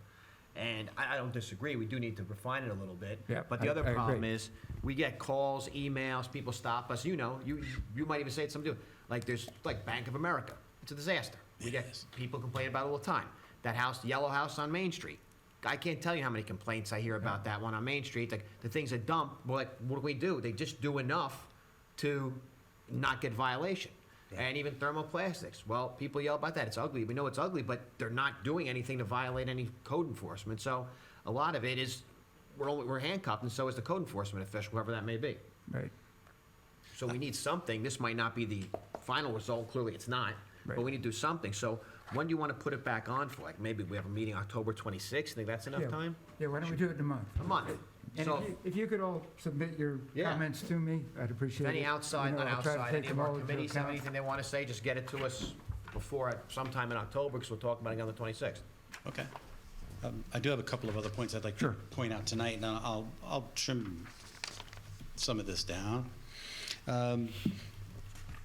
Mr. Ferrandino spoke before about he's a car enthusiast, and he has a car on his property. Well, according to this, there's two different answers here. One is you can, one is, but it has to be hidden. Where is, what do you want? Okay. We are now looking at car enthusiast, outdoor storage, it's I got it. 11, 1.6. It talks about offensive materials, which are not defined. I don't know what offensive materials are. Usable lumber cannot be stored in the front yard. Well, what if a person's driveway is Well, in their there's a front yard? construction project going on, nobody's, that's- it was an active construction site, there's one I passed today down in the swamp. There's stuff out there because they're building a house, so nobody's gonna bother them for that. Well, there's also another section that says construction debris shall be removed within 30 days of completion of a construction project. That's the debris. What if the construction project takes 2 months? That's fine, it's an ongoing Within project. 30 days of completion. Completion. And that's covered as well. There's another section that covers exactly Right. that. And that's in the current ordinance, so that, Yeah. you know, Well, the outdoor storage of one inoperable vehicle shall be permitted, but as long as it's not in a front yard within Right. 10 feet, viewable from the street. So where can a person put it then? You're going to Driveway. want to have, well, the driveway is going to be viewable from the street, more than in the back. likely. Over the years, this is probably the section we've had the most complaints from neighbors about. Mhm. And you'd be surprised how many cases we've had with people with 5, 6, 7 abandoned cars. So this gives, and as I said, the section's been here from before me. This gives the code enforcement officer the ability to say, you've got to remove the cars. We had one where the gentleman had 5 or 6 old Lincolns filled with junk. And the definition was that it couldn't be unlicensed and uninsured. He went out and registered the vehicles and got insurance on them, even though they couldn't run. So it's just a tool, you know, for the code enforcement. And it's only inoperable vehicles. And you have to store them in the backyard. But that's always been the case. I mean, if the township committee wants to change that, that's fine. But as I say, that's been in existence. To the best of my knowledge, it hasn't ever caused any problems, but it has allowed the code zoning officer to clean up certain properties that, you know, were Okay. a nuisance to the neighbors. You could put excluding the driveway, the driveway's a driveway, but, Well, it depends on how inoperable it is. that's true. You know, if it's up on blocks, do you want your neighbor to have? I mean, I know Joe's got a bunch of cars, but they're in his driveway, sometimes Right. one in front of the house, and he manages somehow, whatever Yeah, he does, he does. but they're operable, right, Joe? I mean, they're not all. Some days. Yeah, let's say they're up. So, but Code enforcement.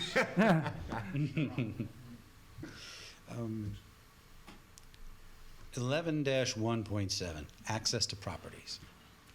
Now, like Joe, I believe in the rights of the private property owner, and it's actually the laws of our country are built on that. There actually is a man is king of his castle statutes.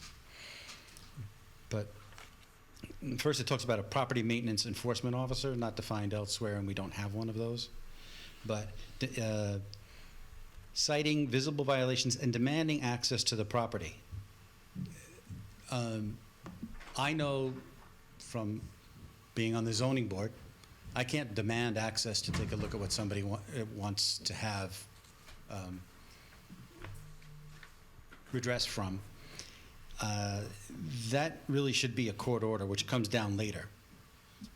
If the owner does not object, that's great. But if the owner says, don't come on my property, shouldn't give anybody the right after they demanded access to the property. it does not. They would have to get a warrant.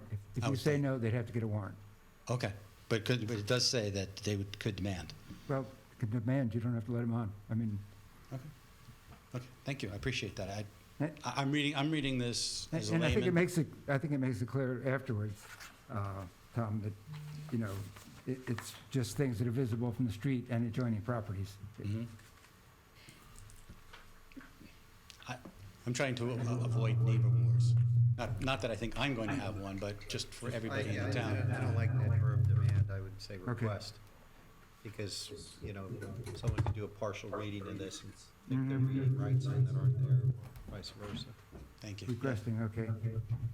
Yeah, if a neighbor looks over another neighbor's fence because they could see it from the second-story bathroom and see something that they don't like in the backyard, and they say to the code enforcement person, go over there because they've got, I don't know, bear excrement in their backyard, go deal with that, and they demand to go in, that's the way it reads to me. Yeah, but we'll change it to request. But 99% of these cases involve complaints by next-door neighbors. And No doubt. sometimes they're frivolous. So the code enforcement officer has to go out and say, you know, it doesn't violate anything, or it does. But as I say, this is not the kind of ordinance that he rides around looking for violations. It's- Understood. Just trying to avoid that situation where, And and now's the oftentimes, time to do it. and Once we've it's also, over the years, had many mutual complaints filed against each other for property maintenance violations. So you're absolutely right, seeing the potential for that problem. Let me see what else I got for you.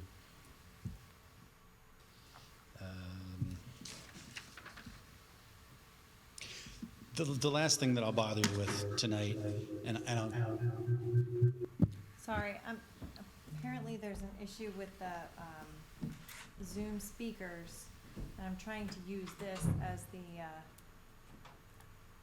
speaker, but it's giving us a lot of feedback. Go Hello? ahead, sorry. okay, great. Nowhere in here does it speak to time to remedy a situation. So if we have the peeling paint, the bear excrement, the whatever else, and I'm sure it's going to be as a, Well, the letters go out, it'll be like, hey, Mr. Goskoff, your grass is whatever, 10 inches long, you have 2 weeks, a week to do it, or you're gonna get a summons. So I've seen these letters in dozens of towns. They'll say, hey, if you don't do something by X, then you're gonna get summoned. So they're not saying, hey, didn't you cut your lawn, boom. And that would be, I appreciate that, Matt, Mr. Mayor. I appreciate that very much, but it would be great if there was one line in here that a person will receive a postcard, a letter, and they've got 10 days, 14, It 2 varies, weeks. though. For example, Yeah. cutting your lawn takes a little quicker than it is if you have 10 cars on your property, get rid of it. You know, some things require more time and effort. That's right. This gives the zoning officer the discretion to have different things, but very few things actually go to court. You know, 1%.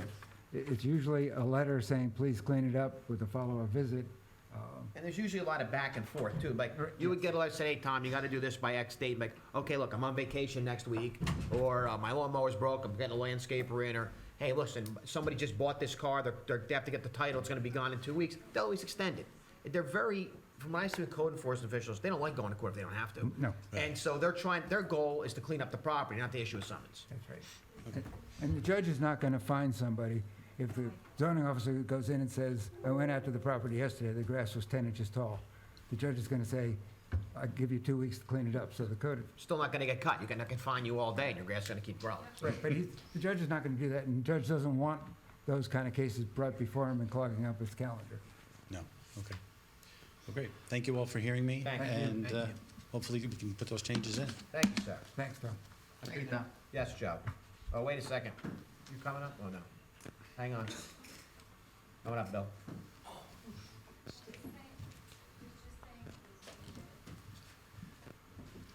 Hi, Bill Smullen, River Road, Millington. Jack, how long ago is this new ordinance, how much of it is new information that was not the same as the old one? Not all that much, to tell you the truth. It may be worded It would- slightly you know, It different. would have been probably helpful if we could have somehow yellowed the new spots, that it's not a repeat of what we had on the books for the last umpteen number of years. For example, the length of the grass. Now, as most of you guys know, I was about 30 years ago on the committee for about 11 years and a couple of years as mayor. When we for just an example, when we changed the name of the town from Passaic Township to Long Hill Township, there were certain, and then we went out to the public and said, what would you like to have the town called? And we got some people coming back saying, how about Long Hills? Because that was supposed to make us sound like Short Hills, okay? And, but we said, I think we all agreed that that's not the character of our town. We're not not everybody is a multimillionaire in this town, and our houses are not, the same as what the houses might be in Short Hills. So I'm just wondering what the impetus was. I think the length of the grass is something new. Why would it be all of a sudden put that in there? To me, it's a restriction that if some people read that later on, they'd say, well, gee, how come I didn't know about this? Now, you know as well as I that, I don't know what percentage, but it's a large percent of the people in town don't have any idea what's going on here tonight, that we're even talking about property maintenance. They trust the township committee, the government, to do the right thing. But in cases where we're making changes that could affect some people, I think the committee might want to consider just going out. You don't have to go as far as maybe a mailed survey to everybody, but depending on the ordinance and the changes that you're making that weren't on the books before, I think you could have spent a little bit more time on that. Just putting the notice on the internet really doesn't do the trick as far as letting people really know what's the impact could be on their lives in town. 2 points, Bill. One is the grass height was not in the original version. It was the township committee that added it. And secondly, I do try to, in most cases, show changes to the existing ordinance, but usually it's from one section, and that section's being amended. Here it's probably from 30 different sections, so it's harder to, map where different, but, I can certainly try to do that, though. I think it's a good point. Sure. The one section that kind of bothered me, and it has been mentioned, if they stole my thunder on that, was about the vermin and the pests, naming all these animals that if, we had about a dozen animals that you thought, you're going to shoot my raccoon, and I'm not my raccoon, but my chipmunk or, my favorite animal. A lot of people would be very upset. It's like we're giving a green light to people who want to kill these animals. Why mention it at all? Why have to me, the ordinance does nothing but address rats. That's the only thing that you really care about. And then you don't want to, then you have to do more homework, because if you go out and poison rats and they're wandering in your backyard on their last 2 days of life, that bald eagle seeing that rat is going to come down, grab it and eat it, and you've lost a bald eagle. So I think that a little bit more time has to be spent on when you're updating these to make sure they are up to date with current thinking and policies and knowledge. So, Mayor Smallman, once a mayor, always mayor. Yeah. You brought up something I was going to say later. Oh, I apologize. You brought up something I was going to say later, and I'd like to bring back the quarterly newsletter for this very reason. Later on, I'm going to give an update regarding the Community Services Director and a whole bunch of information that I'll say it tonight, and people write, it's just not going to work.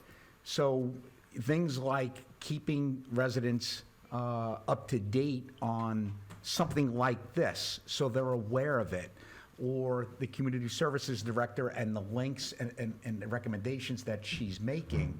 I think it would be helpful if this was sent out to the public. And by the way, to your last point, coincidentally, a resident had reached out to me very recently that someplace in town, somebody had been using some type of poison to kill certain types of animals. The problem is, she said to me, I have 2 dogs and a cat and a bunch of little children. Yeah. So while something may be well-intentioned, perhaps it may not be prudent. Right. But there are other laws and regulations that deal with. I'm just saying, there's a lot here to digest, so. Yeah, I agree. That one section just seems to be giving a green light to something where you wouldn't want to give the people. Like a scene out of Caddyshack, right? The varmint, I'm going to kill the varmint. But again, we've had issues with rats. Yes. And there was no. Anyway, thank you. That's really Thank you, Bill. Thank you, Mayor. I apologize for having to come up here again, but the stuff that I heard, I found a little disturbing. Joe Ferrandino, 623 Chestnut Street. First of all, I think this opens the door to overzealous enforcement. I'll tell you why I feel this way. Number one, you said other towns do this. My mother used to say, if everybody jumped off the bridge, you're gonna jump also? That's my first issue. What bridge was Number that? two, just cause I'm paranoid doesn't mean everybody's not out to get me. I've watched myself, I got a ticket on Easter Sunday morning for my vehicle being parked 6 inches from the curb. I had to sit all night in court to fight that ticket. I also watched one of our officers standing on the corner of Chestnut Street waiting for somebody not to brake for him, and the other officer was up the block to give them a ticket. So I already know what overzealous enforcement looks like. And again, back to being paranoid, after I see the witch hunt for a police chief, you know, I don't trust any of this. If all of this stuff is really up to the discretion of the code enforcement officer, why not just leave it up to him?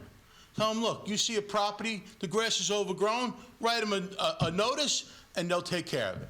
Why does all of this have to be etched in stone, that you can't have grass this high, you can't have vehicles on your property, you can't do this, you can't do that? How would you sum it up real quick?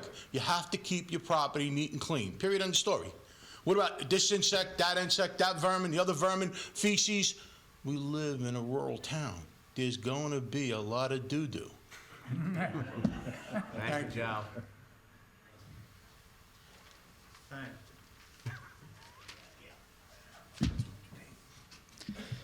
Charles Arenowitz, Millington, New Jersey. I've got 3 takeaways for you tonight. On this ordinance? That's correct. Okay. 1, you've wasted a lot of time, their time, the people on the TV, and it was unnecessary. Number 2, I hope you got the message. We realize you need to revise ordinances, but this maintenance ordinance should have gone to environmental, shade tree, historic, beautification, the planning board. Don't run this down our throats. Takeaway number 3, we're not Mendham, we're not Burnsville. I agree. Thank you. We are Longville Township. With those 3 takeaways in mind, I got a couple calls on this ordinance. They said, Chuck, you got to cut your dahlias down on your front yard. You got to cut the sunflowers you planted across the street in open space. They're too high. And oh, by the way, you planted pumpkins for the children of your neighborhood in open space. You got to cut those down. I don't want to ever receive those 3 calls again. Grass length. When you want to discuss it, please see me. I've consulted with the New York Fire Department. I've consulted with the Phoenix Fire Department. I spent an hour a month ago meeting with the Los Angeles Fire Department, going over my daughter's property for fire control. I told him a few things about New York City. He said, geez, New York City Fire Department. He says, geez, I didn't know that. So I know a little bit about grass length and what you need to do. My father was chief of Randolph Township Fire Department, served with Ironia, and I've been growing up with fires since I was 5 years old. So if you want advice on grass length and what you need to do, please see me as part of the committees. I hope you stop wasting time doing frivolous things like this before going before the proper committees in this town. Thank you for your time, and stop wasting it. Thank you. Considering this horse has been beaten enough, we'll adjourn this to October 26th. Yes. And move on to the next topic. So I think that's, oh wait, hold on, we going back? Yeah, no, so I mean, that's the next topic, which would be ordinance. Now, Chuck, is the ordinance you want to talk about, I think, which I'll be leaving for. Right. Yes, so the next one is, was it 49722? I'll recuse myself due to familial. It's 496-22. Whatever it Yeah, is. 496. All right, all right. Mr. Mayor, would you please leave the room? I'm leaving. All right. So I'll read the ordinance in full, and then, Jack, if you don't mind, I'm going to give Yes, please. Mike over to you to explain it, because it is a mouthful. Ordinance 496-22, it is second reading, adoption. An ordinance permitting additional residential uses in the Valley Business Zone and supplementing and amending sections LU-111 entitled General Terms, LU-122.6 entitled B-D Downtown Valley Commercial Zone District, LU-131 entitled Schedule of Bulk Requirements, LU-138 entitled Lower Income Housing Requirements, and LU-151 entitled Off-Street Parking and Lighting of the Township Code. I know that's a mouthful, but I think it was important to read it in its entirety. Can I interject at this point, Mayor? This ordinance was introduced at the August 10th meeting. It was actually drafted by the chairman of the planning board in large part in accordance with the requirements of the municipal land use law. It was referred to the planning board. They issued a report today stating that the ordinance is inconsistent with the master plan, which we knew going in, and the chairman of the planning board knew going in. It will be consistent with the new master plan when it's adopted. So Thank they you. found that it's inconsistent with the current master plan, but they still recommended its adoption. However, we'll deal with that at the next meeting, because they also recommended some amendments to the ordinance, which are substantive amendments, and which I think will require a motion to amend and carry the hearing, and Megan will have to publish notice of the amendment prior to that continued hearing. One of the main ones is with respect to assisted living and apartments in some of the zones. They want to make those conditional uses rather than permitted uses. They also changed some of the parking requirements and also some of the language with respect to affordable units. So today I distributed to everyone a proposed motion which would amend the ordinance in accordance with the recommendations made by the planning board and continue the public hearing on the ordinance until the next Township Committee meeting, which is 2 weeks from tonight. Okay, so, Jack, Nancy has a question Yes. before I actually read what we're going to do. Don't be secret. No, I just tried to summarize. Okay, So- he said, so he took care of it, okay. Yes. He summarized. So, Yeah, that's what I thought. yes, so if someone would make a motion to amend ordinance 49622 and continue the public hearing on the ordinance as amended to the September 28, 2022 Township Committee meeting.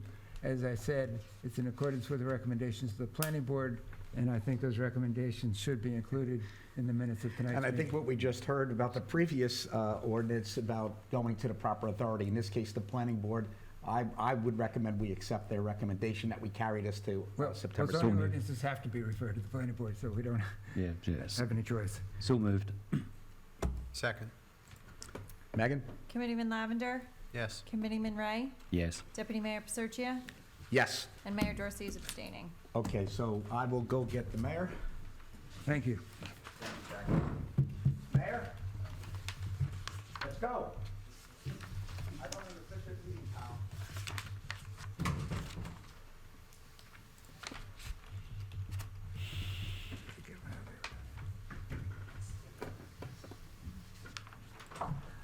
Sorry, Jack. All right. He'll be right here.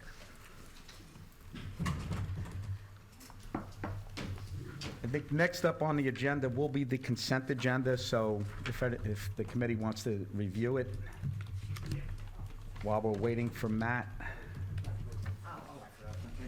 And if they have to recuse or pull for further, I just said we're up to the consent agenda. Go ahead. Anybody wants to pull something for further clarification or say that they are going to recuse themselves? And now the meeting's back to you, Matt. Thank you. Madam Clerk, I think you had some Yes, there's a few things that need to be changed. 22-224 needs to change the titles to Certified Recycling Professional and Certified Clean Communities Coordinator. 22-226 is changing it to $50,000 per year.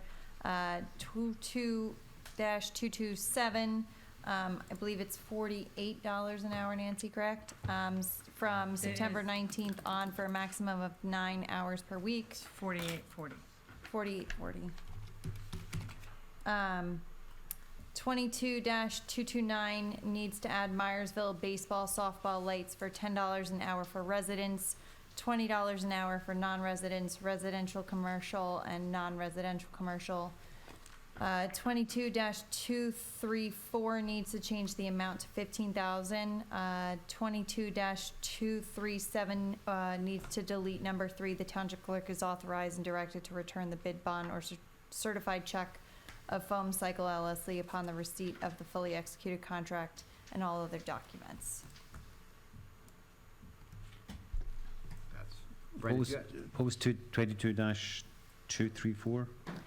Changing the amount to $15,000. Not to exceed 15?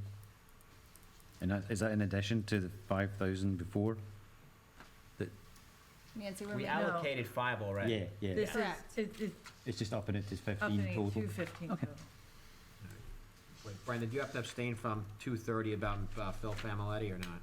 No. Okay. All right, Megan, I'll abstain from 236. for the Elks. All right. Can I have a motion to approve the resolutions? Well, sorry, Mayor, I just realized I have an active application before the Elks. Jack, do I need to recuse? No.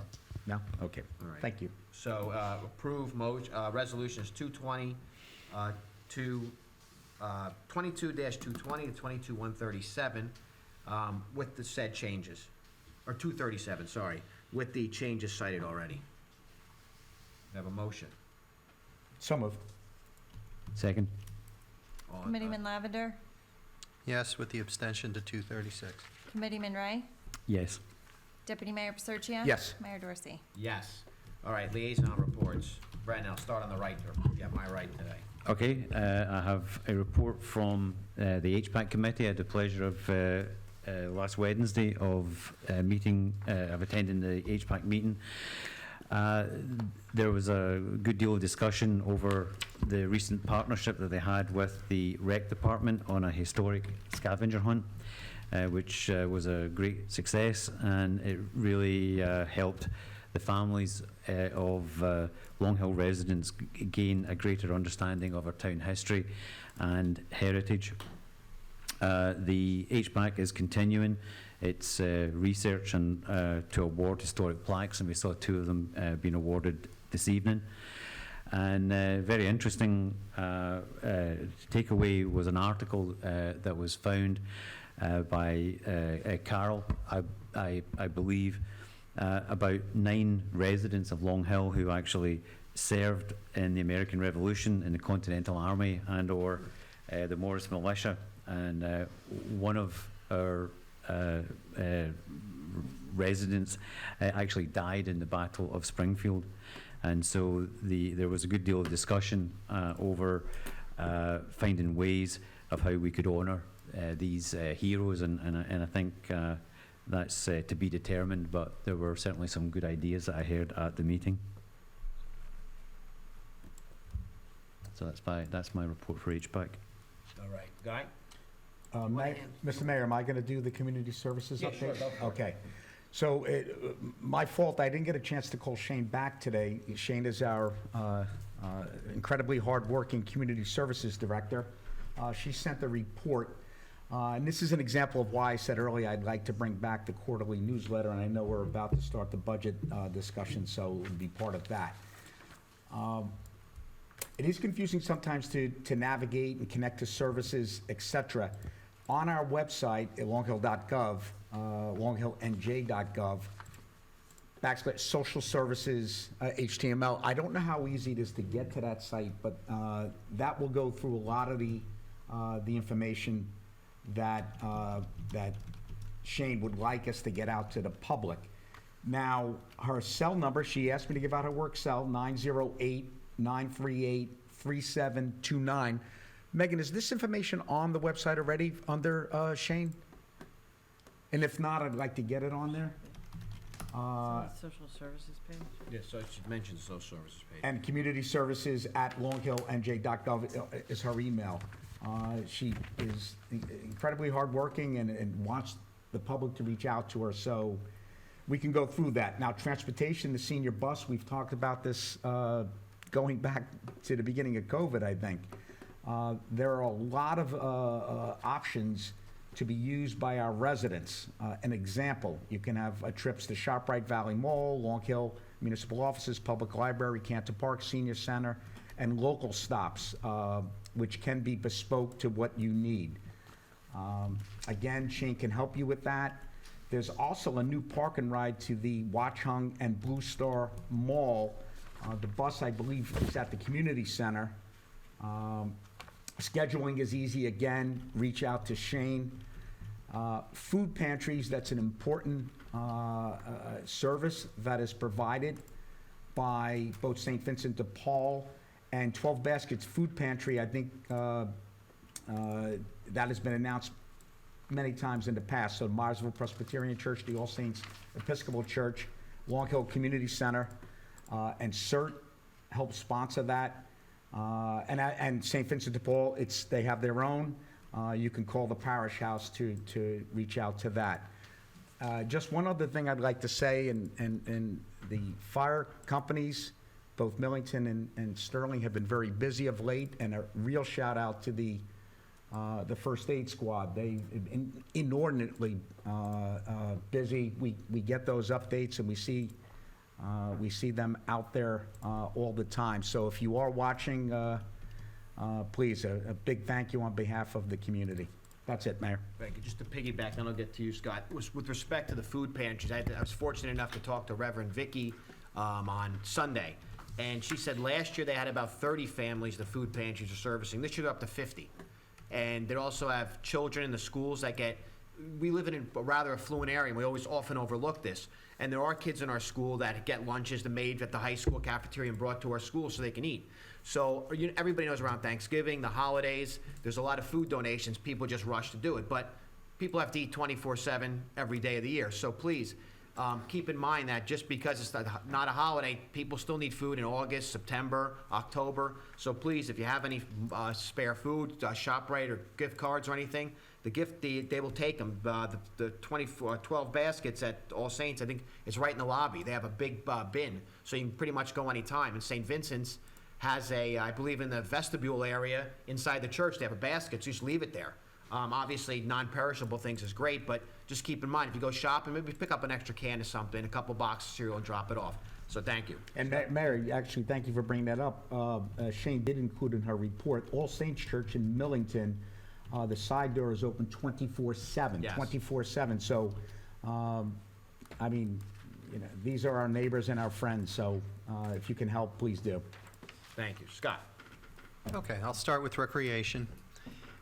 First off, last Friday, the Rec Committee hosted 177 middle school students at the Sterling Lake for the Fall Lake Dance. A lot of thank yous go out to the parents who chaperoned, Long Hill CERT, the Long Hill Police Department, and Jonathan Fessick from Long Hill First Aid Squad, who volunteered his time to come and stay on medical standby with one of the ambulances. So thank you to all those folks for making that a fun event for the middle school students. Next, Long Hill Fall Field Hockey Program for middle school students began last weekend. Also, the Rec Committee worked with the Long Hill Historical Preservation Advisory Committee and ran a fun goose chase scavenger hunt, teaching everybody about Long Hill history, and this wrapped up on September 5th.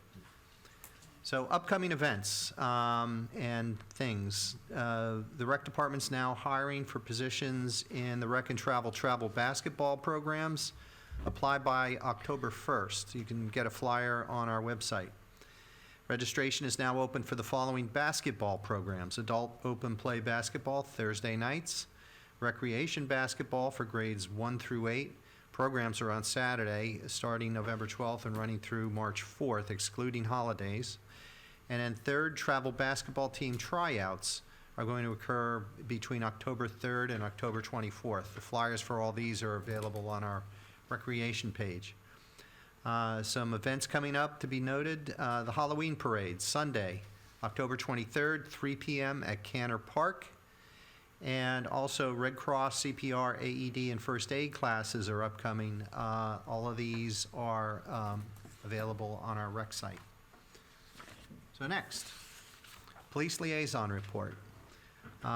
So here are the statistics as forwarded to us. Self-initiated activity and calls for service year-to-date, 14,600.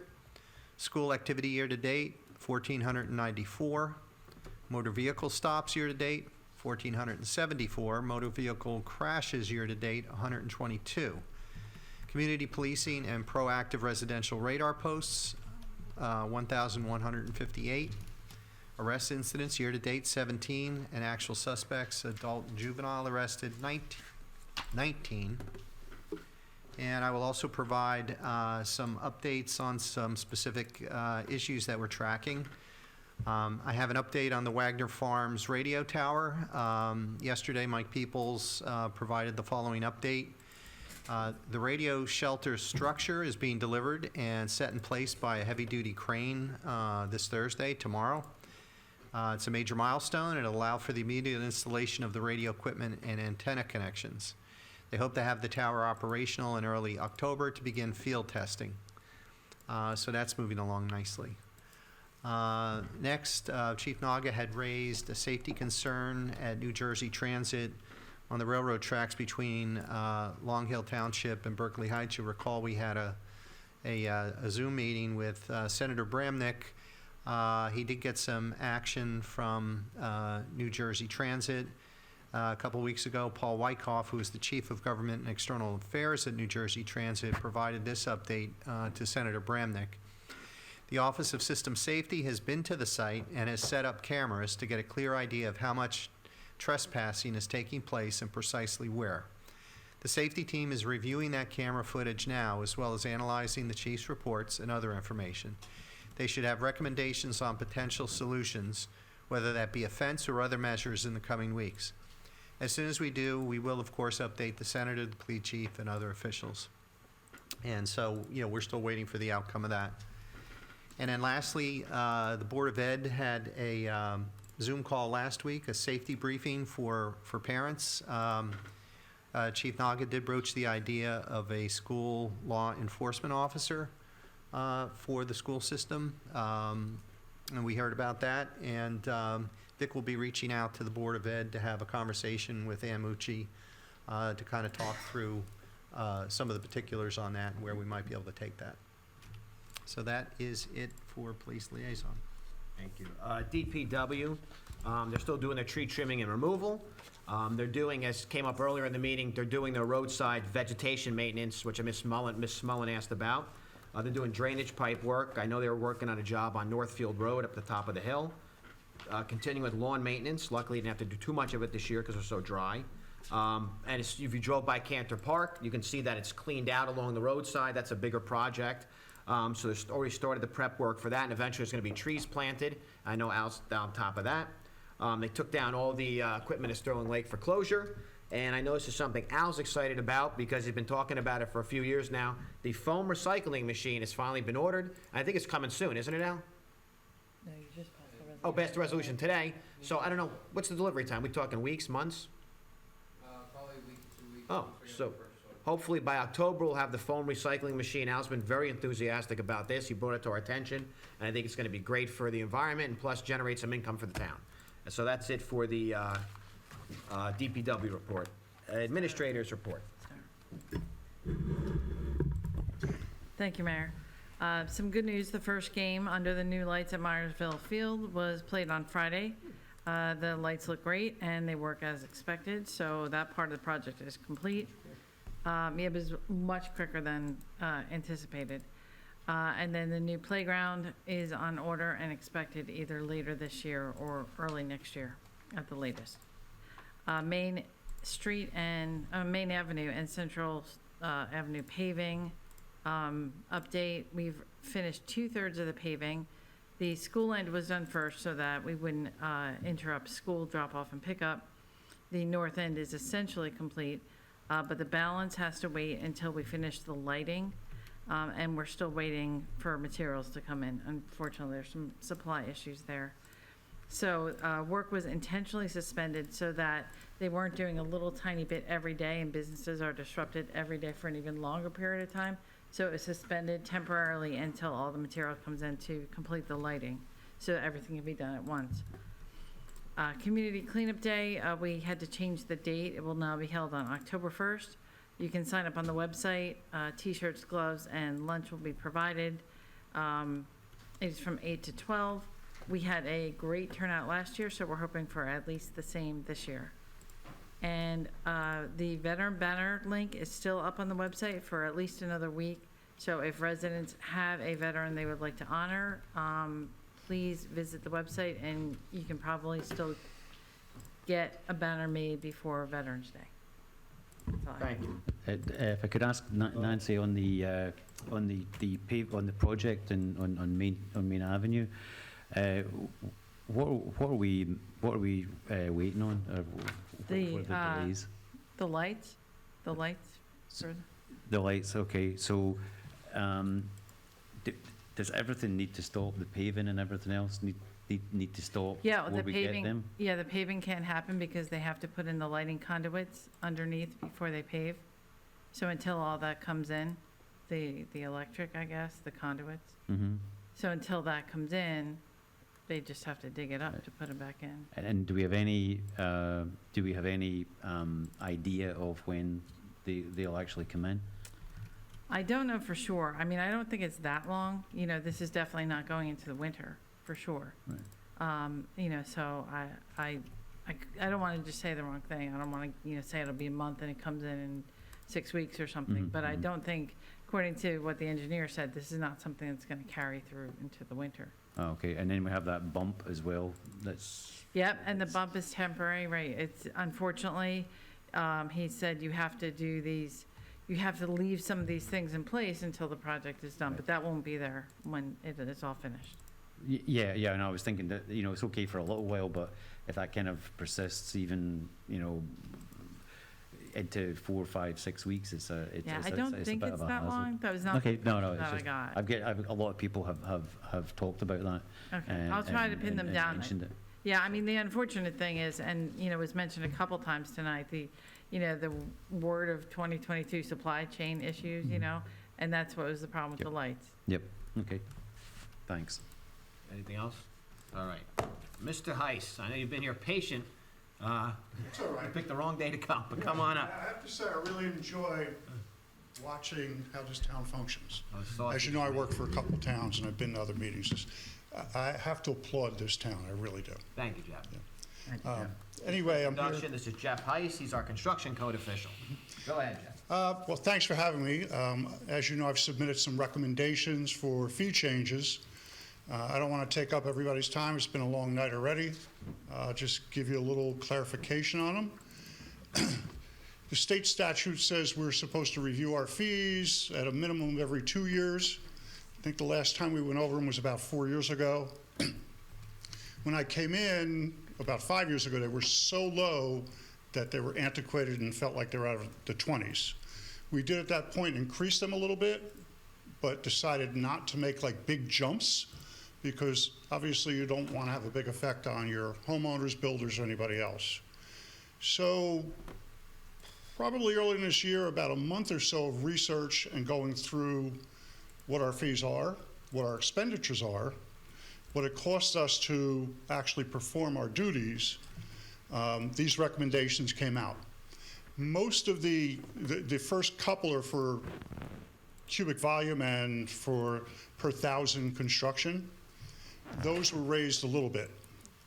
The line items are the ones that are more in tune with having to be raised. Whereas if somebody puts in a pool, it could take 4 reviewers to look at a plan. It takes a technical assistant to take that in, distribute it, you issue a permit, They have to go out and inspect. That's typically 8 inspections on a pool. That's if they don't fail any inspections. And the cost versus what we're expending in man-hours and time doesn't come up. So again, that's just an example. That's why there's line items as well as different costs. Rather than getting anything, if you have any questions, I'd rather just answer your questions. Did you have a question? Nope. Oh, I thought you have one. Oh, No. oh, okay. I think, I don't know if you mentioned this, but by statute, doesn't that office have to break even? We're not supposed to make money off it, you're supposed to pay it for yourself, correct? Well, that's another thing, yes. By statute, it is supposed to be self-sufficient, also carry a little extra in case there's lean years with permits, so that taxpayers are not funding anybody else's work. Example is if you're putting an addition on, you're supposed to pay the fee for the service we're providing. If that fee doesn't come up to cover it, then the tax dollars start covering it, and that obviously isn't fair to our residents either. And what is our, right now, we're in the red, I believe? I'm sorry? Right now, their office, that office is in the red? It's just about hovering. Sometimes it's in the red, and there are times it's breaking even. Again, it's if you look at the revenue that comes in, it doesn't take into account for things like operating costs that the state says we are supposed to give to the town, for phones and everything else. It doesn't take into account any waived fees, anything we do for the township and or our schools or any public entity. Those fees are waived, but we still perform the work. So all that gets factored in. Like I said, it was about a month's worth of research for me to really, and it's designed for Long Hill. As you know, I work in another town. I can't design it for another town. I have to design it for here. And that's how it came about. Okay. So what do you next? At the next meeting. Yeah, at the next meeting, then we'll address, Introduce the next meeting? yeah, we'll introduce it at the next meeting. Does anybody have any questions for Jeff? No. You good, Scott? Thank you, Jeff. You're welcome. Have a good Thank you. night. Thank you for your patience and thank you for your kind Thank you. words. All right, is Mr. Cornish still here? No. Carol, we're doing the HPAC historic site list. We had Mr. Cornish doing it, but do you want to talk about it briefly? If you're not prepared, we can do it the next meeting. It's not a big deal. We figure the senior ranking member of HPAC. We come to the mic, but Carol Pross, I'm chairing the Historic Preservation Committee this year. When the Township Committee created HPAC, one of the charges that they gave us was that every year we create a historic sites list. And I think we completed it pretty early this year, thanks to Sam, who does most of the heavy lifting on it. Its basic purpose is to identify homes that we consider historic in town for the purpose of, for your information, for everyone's information, of course, but most importantly, or almost as importantly, that when anyone in town applies for a permit on those homes, they get referred to us. And we offer them, and I know that I think I saw Larry Fast here. Larry's back there. When he was chairing the committee, he actually started this. We talk to the folks who are building the home, and we offer our advice. If you'd like us to do research and see if we can find out what the window originally looked like, what the paint color might have been, any things about the house, and generally they're very, very receptive. So I'm not sure why it's on the list for discussion tonight, because it's something that we've been doing all these years. But that's basically how it works. There's no, if they're not interested, they're not interested, and that's fine, because we have no, and nor do we want to tell people what kind of window they can put in their house. But we're there to offer our research and that. I don't know. Was there a question? I'm not sure why it's on the agenda. You can explain it to us. That's why you were. No, here. that was it. That's it. That's it. Are there any questions? Well, so I believe that the governing body is supposed to adopt the list by resolution every year. Well, according to the ordinance, when I read it, I didn't see anything about the HPAC needing to submit to the Township Committee a list. I don't know if that has come off at some point. I didn't see it when I reviewed it. Okay, it is in the original charge. And I don't, obviously I don't have it with me, but yes, that was one. I know That is one of the things. My understanding, you just need to accept it. Someone just Accept it, needs to accept that, By motion or again. however you Yeah, you that's do all it that. is. That's the beginning and end Yeah, of it's my, guidance more than anything. Yeah. It was referred to the construction department and planning and zoning back when you sent it, I believe in March 20th. Oh, it was I March, feel. okay. So I did send it to them, and I did send it to the Right. township committee as well. Right, So we should okay. put it on the agenda for the next meeting? Yeah. No, you can just- accept it just- by motion now. Yeah, just accept That's it. fine, and just the clarification, if your house or property's on that list, you're not restricted in doing anything? Correct. Okay, that was, There's absolutely no restriction. We are just here to offer our help if they want it. And generally speaking, I don't know what Larry's experience is, but ours is that a lot, they like it. Most folks say, gee, we're really interested in if you can help us find out anything about our home, and, you know, that's it. so we can make a motion to accept the list? Yep. We have to second that, Megan, or just, I would. all right, a motion to accept the list? Motion to accept, recommend what Carol kindly brought to us. Second. All in favor? All in favor? Aye. Aye. Now, then, motion what, to accept, we're done then, right? You're good. Good, thank you, Ms. Braza. All right, Larry's here. Guy, I think this is you and Larry Yeah. talking about this. Okay, so, and I think, and I referenced it a bit earlier, this is an example of where ordinances that are on the books for Lord knows how long, who knows, I don't know when this ordinance was first written, but it was brought to my attention that ATVs, or an ATV and a dirt bike, but were being ridden in a section of Myersville. And I believe, Jack, the current ordinance allows these types of vehicles to be ridden to the property line. It doesn't, there's no regulation at the present time except on public lands. And what we discussed, and we'll do it publicly now, is the DEP has a model ordinance That's correct. that would, I think, adapt itself to current living circumstances. For example, people working from home. I don't know if anybody would like an ATV riding outside their window as they were on a conference call for work.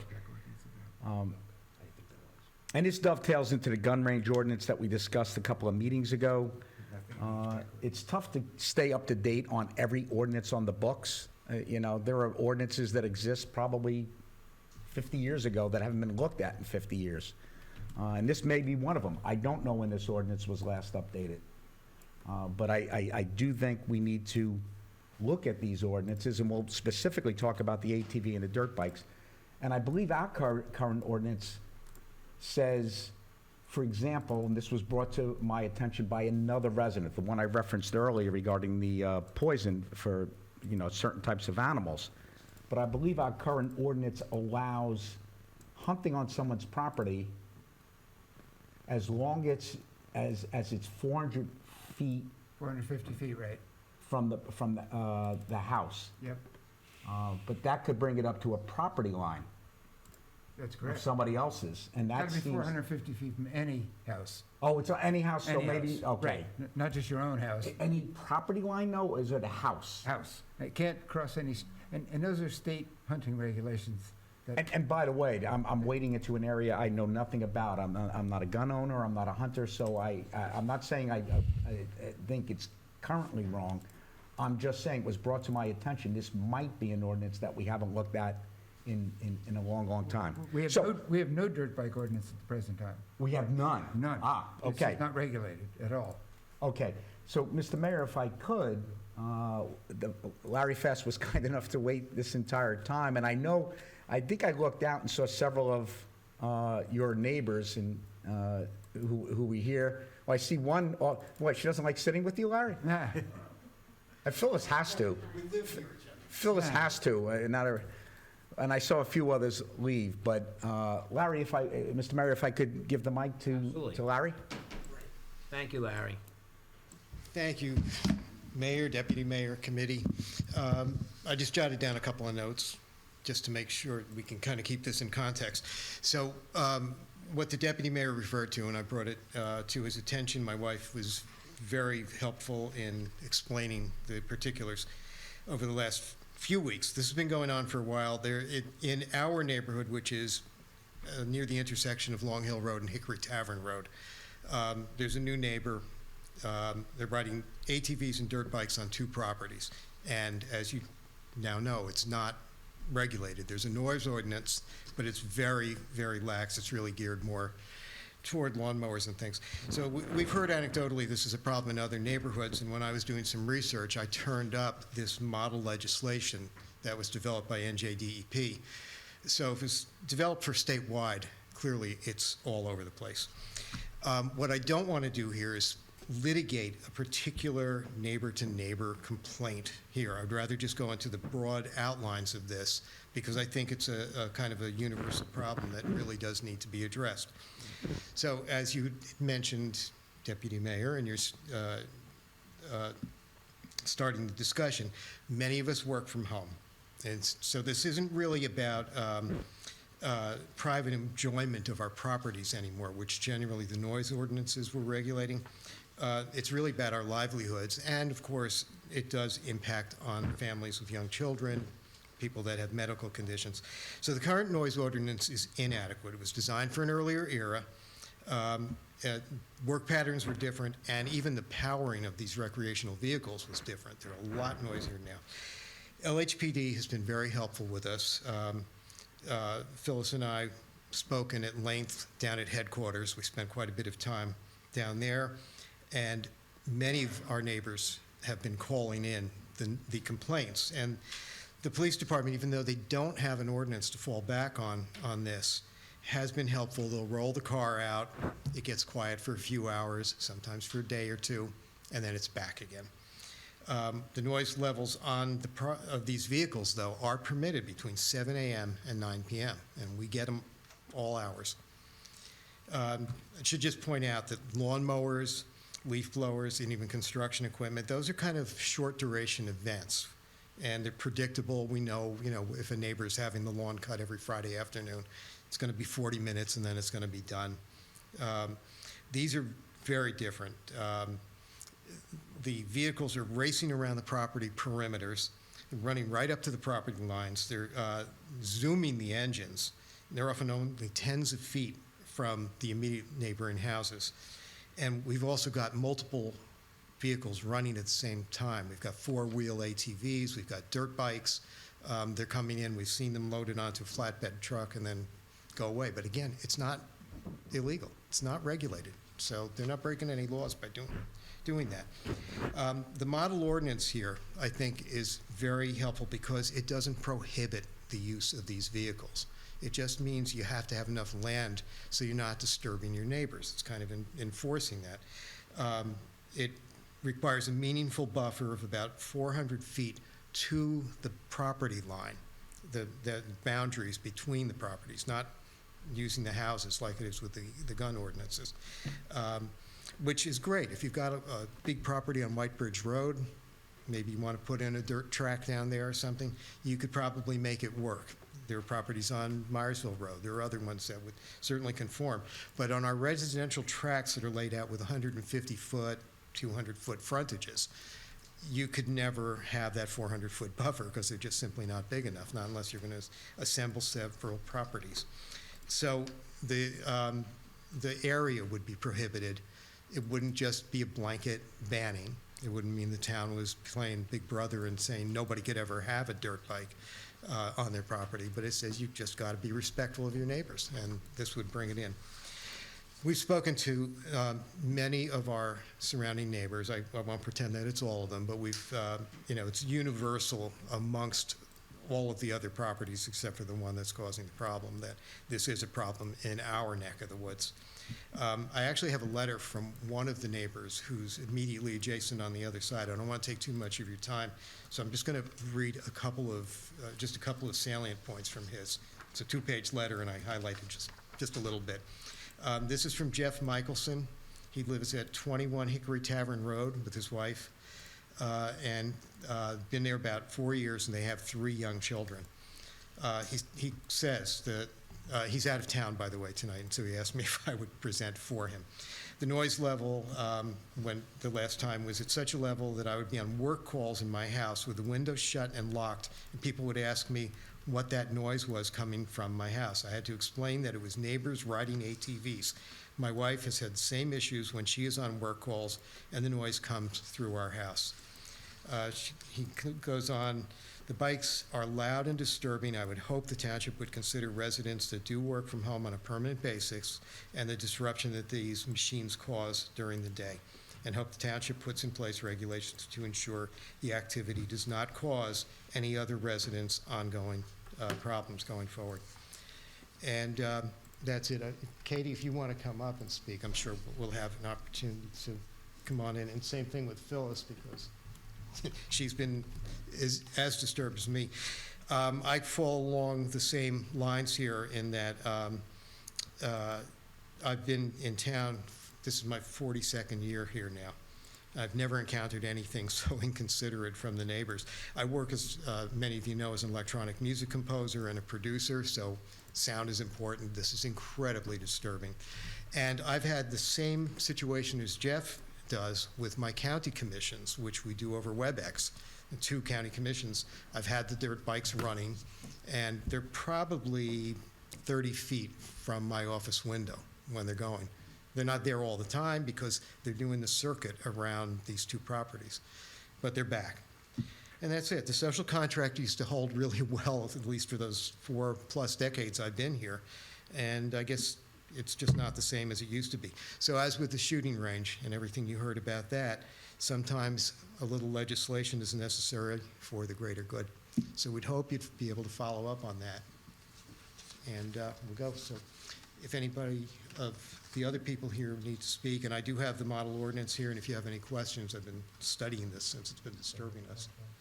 Oh, yeah, it's the same Guy one. distributed. Oh, okay. Yeah, That's- you yes, got thank you. copies. I sent it to Guy, and we went on from there. And Jack, you have it now, right? Yes, I do. You sent it to me, thank you. Would this be the time, should we have Well, the other everybody- speakers? So, Yeah, absolutely. so Oh, sorry, Mr. Mayor, you say that. I'll No, let it's you fine. introduce No, yourself. they're here. I'm glad. Thank you for coming.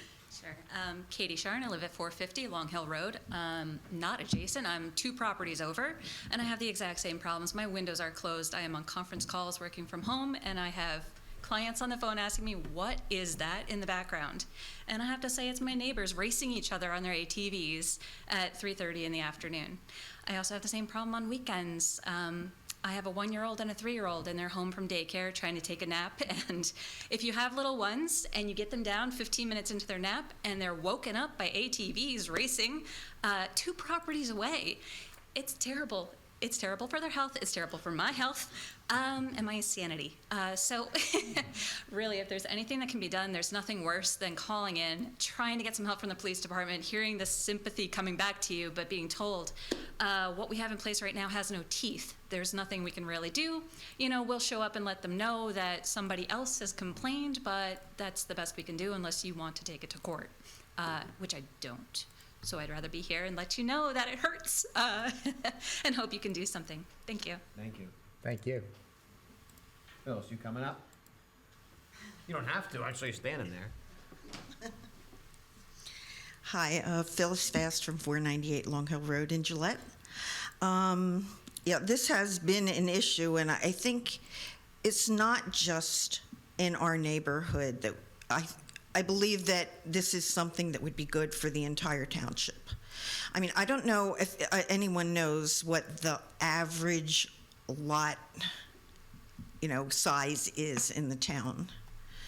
But you can imagine, let's just look at Sterling. I mean, what if somebody decided to just start running around their house with a dirt bike? It's an issue for most of the lots in the township.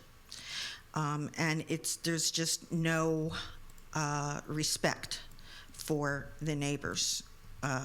It's been very, very, very difficult.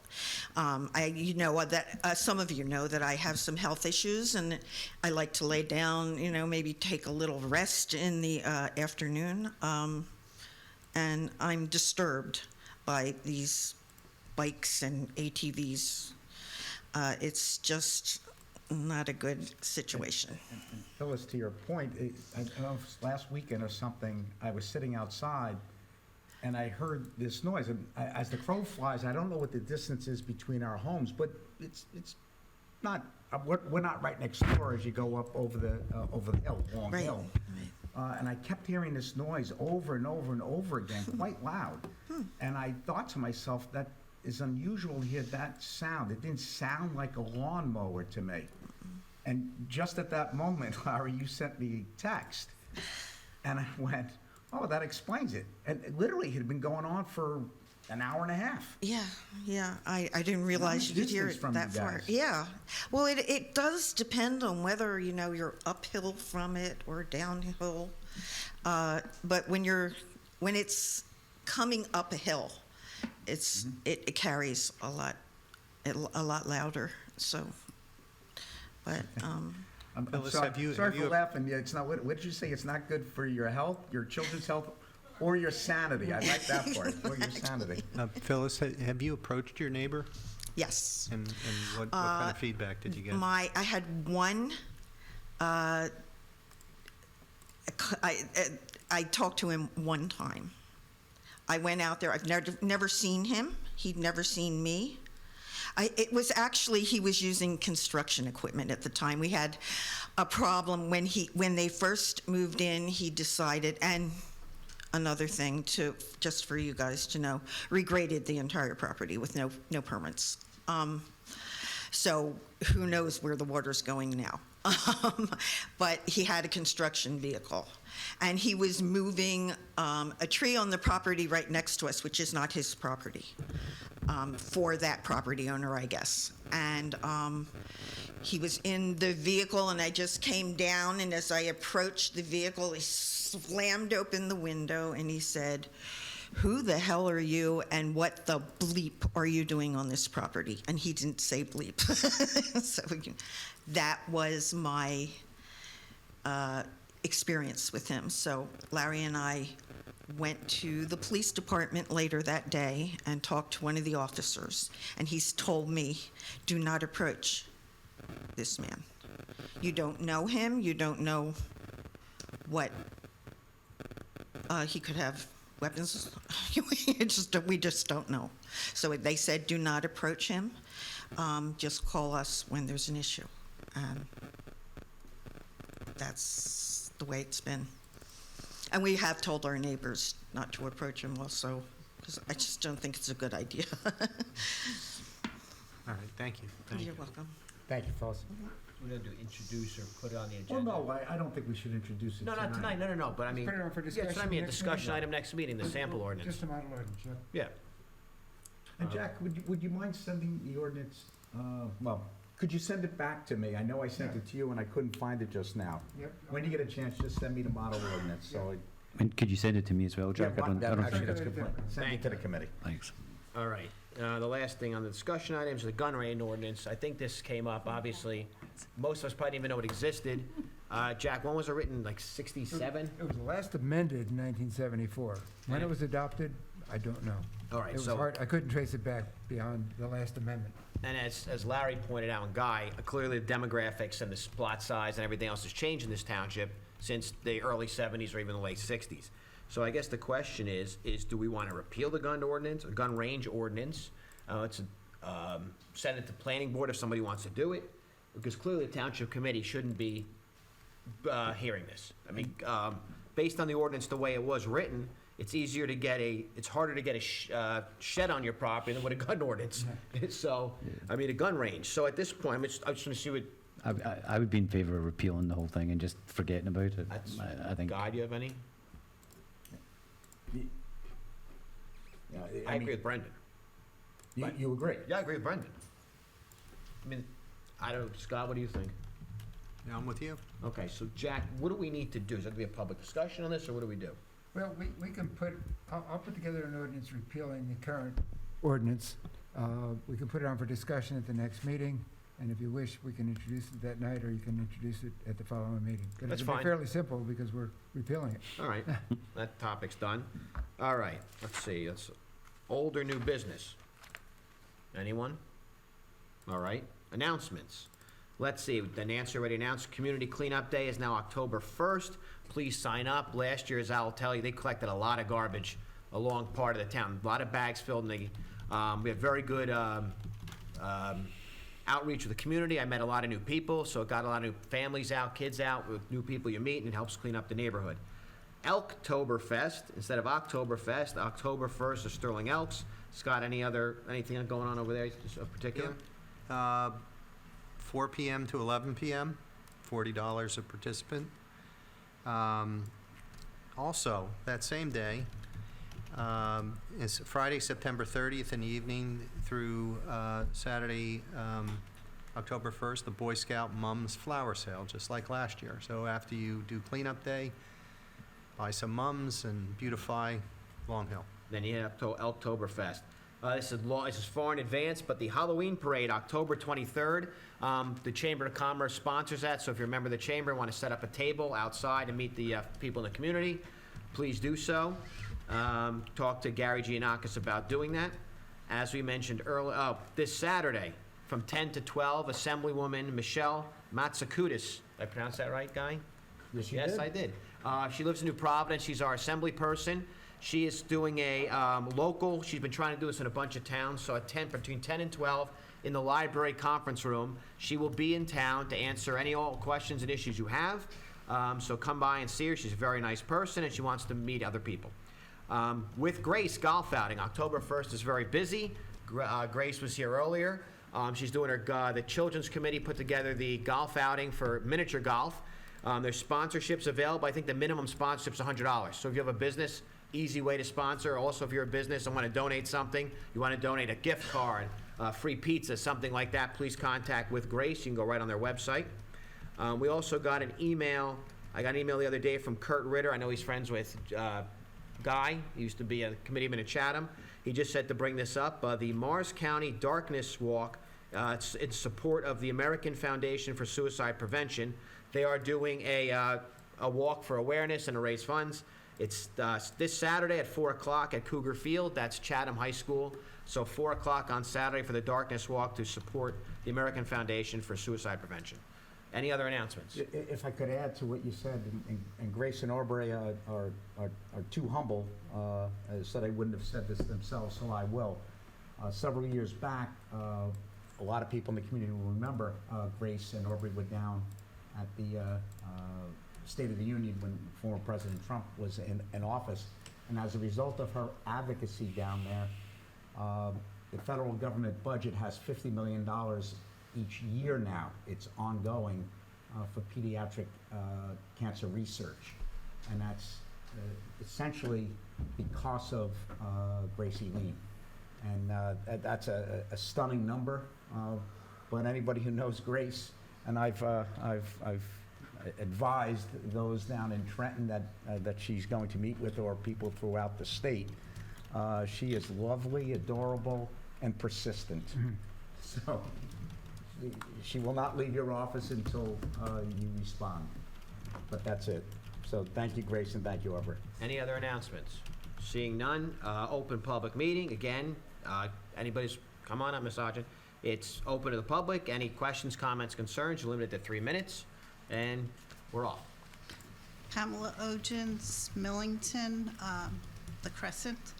And regarding the firearms regulations, in Long Hill Township, it's a police regulation, so if you're going to repeal it or make any changes, it would need to be through the police department because it is a police regulation. Okay. In preparation for tonight, briefly, I looked at the regulations, ordinances regarding firearms for 4 communities. I did this because they're not that dissimilar from Long Hill Township, and the information was relatively easy for me to find online. I looked at Bernardsville, Chatham Township, Basking Ridge, Bernards Township, and Watchung. The closest to our current regulations is Bernardsville. However, they use the term target practice, and it's in connection only with bows and arrows. When they address target practice in detail for Chatham Township, Again, it's bow and arrow, trap shooting, skeet shooting, and shotgun shooting facilities. They detail it and say shot no larger than number 4, fine shot is permissible.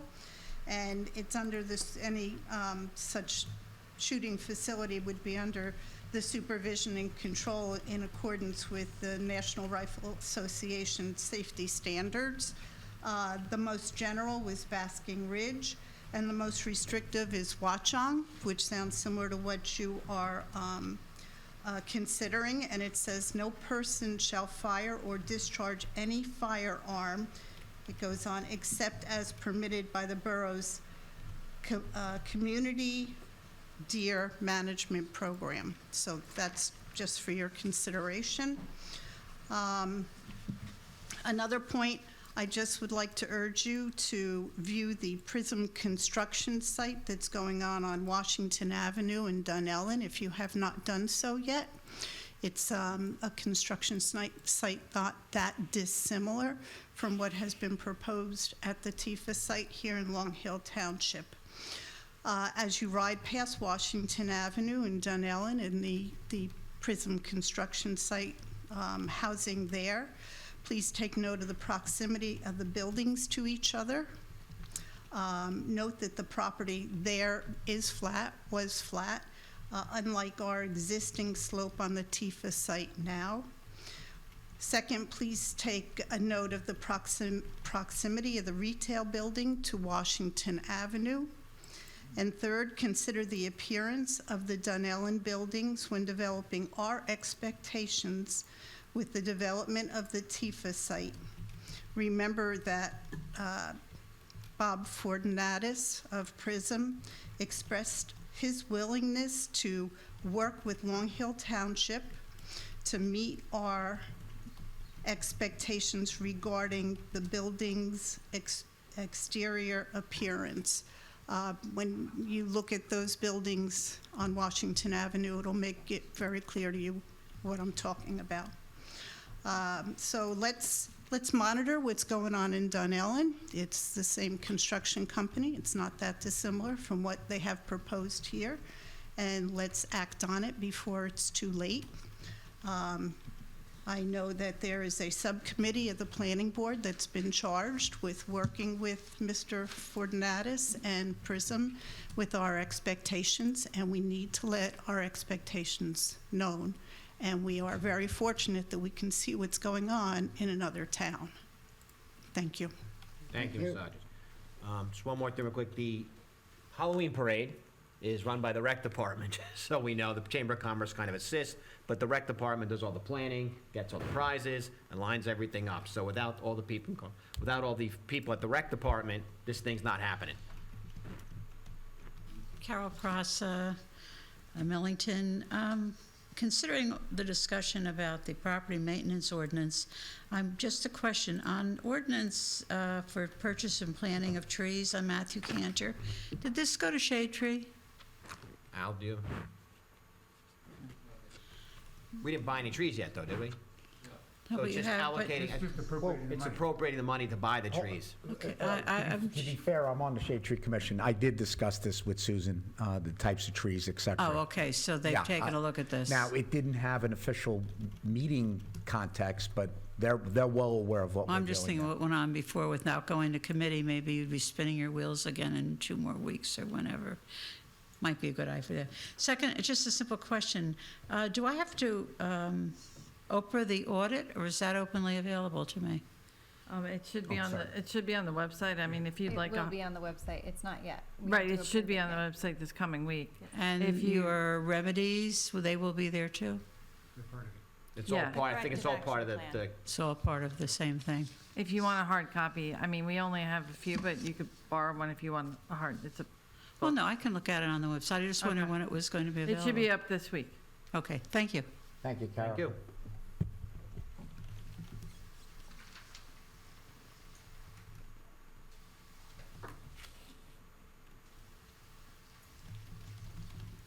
Good evening, all. Tom Groscuff, Gillette.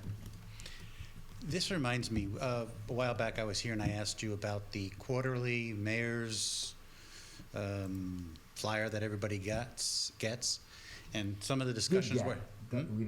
Yeah, that's true. Did get, and I tried to remind you that this was a good idea. I could hear from some of the comments that people are worrying about other people who did not see the website, get a copy of the agenda, although you can sign up for it. Is this something that the Township Committee is considering reinstating? Yeah, that's why, since we're going into budget season, that's when we will budget for it. There's a cost, but in my mind, it's nominal relative to the benefit. So I would strongly support it. And yes, Tom, you are the one that brought it to our attention. Especially during looking for COVID, credit. I think, when we look back on that, that might have been useful. Yeah. I don't know when we stopped, Nancy. When did we stop it? Like 2 years ago at least. Yeah, it was the year after Bruce stepped off the committee. And I think what we've heard tonight is that a guy is going to be spearheading the whole thing. He's going to be taking the place of Bruce. I'm always looking for good volunteers, and Tom reminded me it was his idea. So No. My job is to give you ideas. I guess another thing is, if we're done with the police audit, is it time now? Is it time now to look at? We've looked at the fire departments. We've looked at DPW, the police. I'm assuming that administration is next. Well, then we get audited. We get it audited every year. You just saw the audit.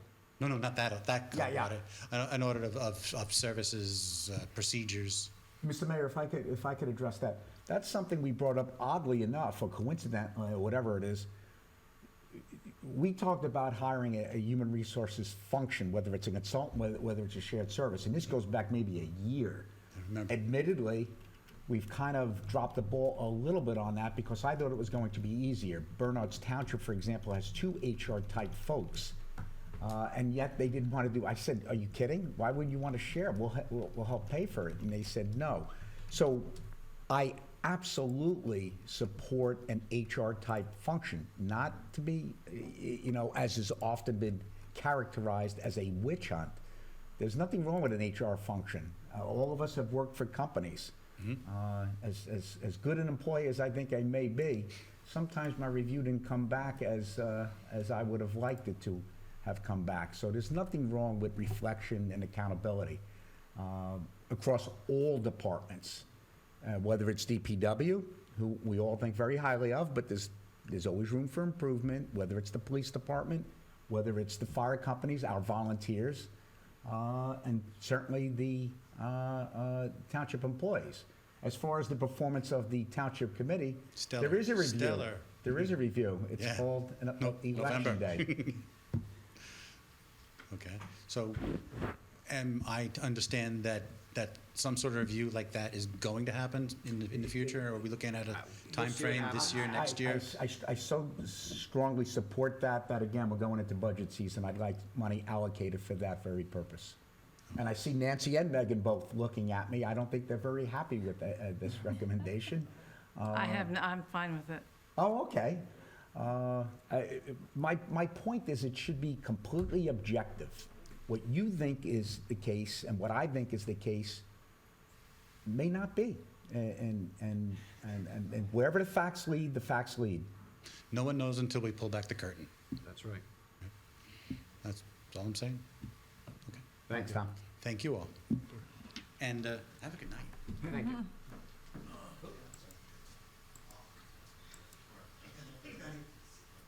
Joe Ferrandino, 623 Chestnut Street. I'm looking at this foam recycling thing. What does that do exactly? I'll tell you, it's basically, we recycle the styrofoam? Right. So what it does, it goes in the machine, and then it packs it down, somehow does something to it, it packs it down to cubes, right? Ours are like, packs it down into cubes, and then we sell it to a company who makes moldings and picture frames and things like that. So it's a compactor? Well, yeah, there's more to it, but yes. Okay. I just want, my question being that it's $71,500. I do remember another purchase of somebody to reline the storm drains in town. and they bid $1 million, and then they came back for 50%. This is a machine we're buying. I'm just saying, when you purchase something like this, it says that there's a bid bond and a surety bond, et cetera. I thought that was also on the guy who was going to reline the pipes, and then at the time, I believe Mr. Pasercha was the mayor. He said, Joe, that's just the way it is. Well, I'm astonished to find out that a town like this has a $49 million budget. Is that what the guy said? No. Oh. No. What was he saying? Just to be clear, Joe, what you're referring to is lowest responsible bidder. That's That state law. Guy, That is state law. Again, it's malarkey, because anybody in business takes the highest bid and the lowest bids and throws both of them out. So now you go with the lowest bidder, but if the guy can come back for 50% more to bid. No, this is a piece of equipment, and because of the way some machination, it's like, let's say, for example, we wanted to buy the pickup truck. We wanted to buy a pickup truck for DPW. We go through the state contract and buy it. This is not part of the state contract, so we technically had to put it out to bid, even though there's only, I think, one company that does it, and we got it for the price they said they were gonna give it to us for anyway. So it's a piece of equipment, just like Al would buy a tractor or a lawnmower or anything like that. And what was the budget for this town, if I was incorrect? The total? 23 million. 23 million.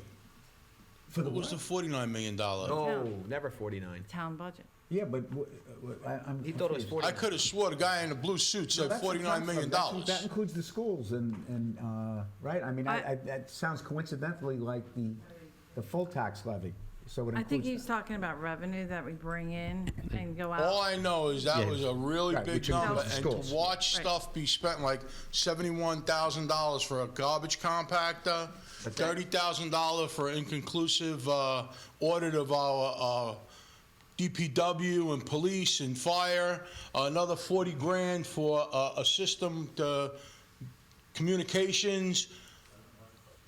That I wasn't going to say that because I don't want to be insulting, but when does it stop? I mean, is there a limit to how much the taxpayers of this town will be on the hook for this kind of spending? Well, okay, I'm going to address that, Mr. Mayor. In 13 years I've been on the township committee, the committee has averaged 1.4% per year, the municipal budget. We do not control the school budget. We do not control the county budget. We can only control what we spend. 1.4% per year, relative to a town that only has, I think, 8% ratables, something like 8%, is incredible. Why do Is we only have incredible. 8% ratables? What's that? Why do we only have Well, 8% ratables? That I can address. Okay, well, I know people in town that wanted to put a pool in their yard, and they said, Joe, I'd rather stick a needle in my eyeballs than go through that process, okay? So just so, if you don't encourage business and growth and stuff like that, well, then you can't have it. I mean, that's a longer conversation. I don't Thank you. necessarily disagree with you. Thank you, Joe. Mark T. Giovanni, 580 Heritage Road, Millington. So I don't rehash, I'll just kind of re-summarize kind of the same conversations and concerns I've been bringing to this committee since January around the communication system. Okay, 2 points of that: limited coverage, inadequate coverage for communication systems. People can't communicate effectively. 2, we have an abysmal service agreement, which I've said multiple times over and over, and I don't know if it's shocked. I'm just happy to hear the fact that you guys said accountability and improvement and responsibility, because I haven't heard much of that in the last 8 months that I've had this conversation and brought up my concerns to you guys. What I have heard when I brought these things up, and this is probably my fault, right? I'll even take accountability on this myself. I have not asked you guys the right questions, okay? What I've gotten in response is that, well, we've saved $2 million over 10 years. Oh, you know what? It wasn't our decision. The first responders also approved this horrible deal that we made. And other things, right? There's just been a lack of accountability on that. So I think what it is, I'm going to ask some very just easy, specific questions. I think this might help us kind of cut through some of the things that I want to get to, because in terms of improvement and accountability, this system has to be on the top of the list. Because to the point that you just made, hey, Wagner Farms is going to be coming up soon. How long I've been hearing that. But you know what? I'm hoping it gets done. But you know what's going to happen? Something else is going to happen. Wagner Farms is going to not be allowed to lease it or do whatever else it may be. Some other problem's going to come up, and we're going to be in the same sorry state dealing with these guys and waiting for them to fix things. This is a Band-Aid, Wagner Farms. It's not a solution. So my questions are very, very simple and straightforward. So I just have a couple of them, so if you guys can help me. So the first one, has this committee or the administrator or whoever ever sought to evaluate or engage another service provider to replace the Morris County communication system? Such as? You tell me. Have you guys evaluated one? No. No, Yes, we did. we did. Yes, we Oh, did. yeah, we did talk to Berkeley Heights a while back, right? Well, besides that, we talked to a private dispatch company Okay. around 2018. Okay. And so I guess the question, what was the impetus for looking at those other services? It was cost, wasn't it? If I remember correctly. No, it wasn't cost. The cost of Morris County communication system is not bad. It was communication issue. It was the same issues we have now. Okay. So it was an improvement on the communication system. And at the time, right, Yeah. improvements on the communication system. At the time, the county was putting X amount of dollars into the system. And I believe we had a small committee that we put together. Police chief was on it. Police chiefs from other towns were on it. We decided to hold off and wait to see if the money the county was putting into the system Would pay off. would resolve the issues. Okay. All right, great. Thank you. The next one, so Mr. Pigeon, you requested that Morris County amend the language on the service agreement recently. Correct. And which they denied that capability. They're going to say, this is going to be the stamp, this is what we're going to take it, and you guys can either take it or leave it. That's correct. Can you provide us, what requests were you asking them to make on that language? Yeah, that they had a responsibility to provide adequate coverage throughout the township, and if they didn't, that we could terminate the contract. I think I put 30 days' notice, which really wasn't realistic from our perspective, but Yeah. that's what I put in there. Okay.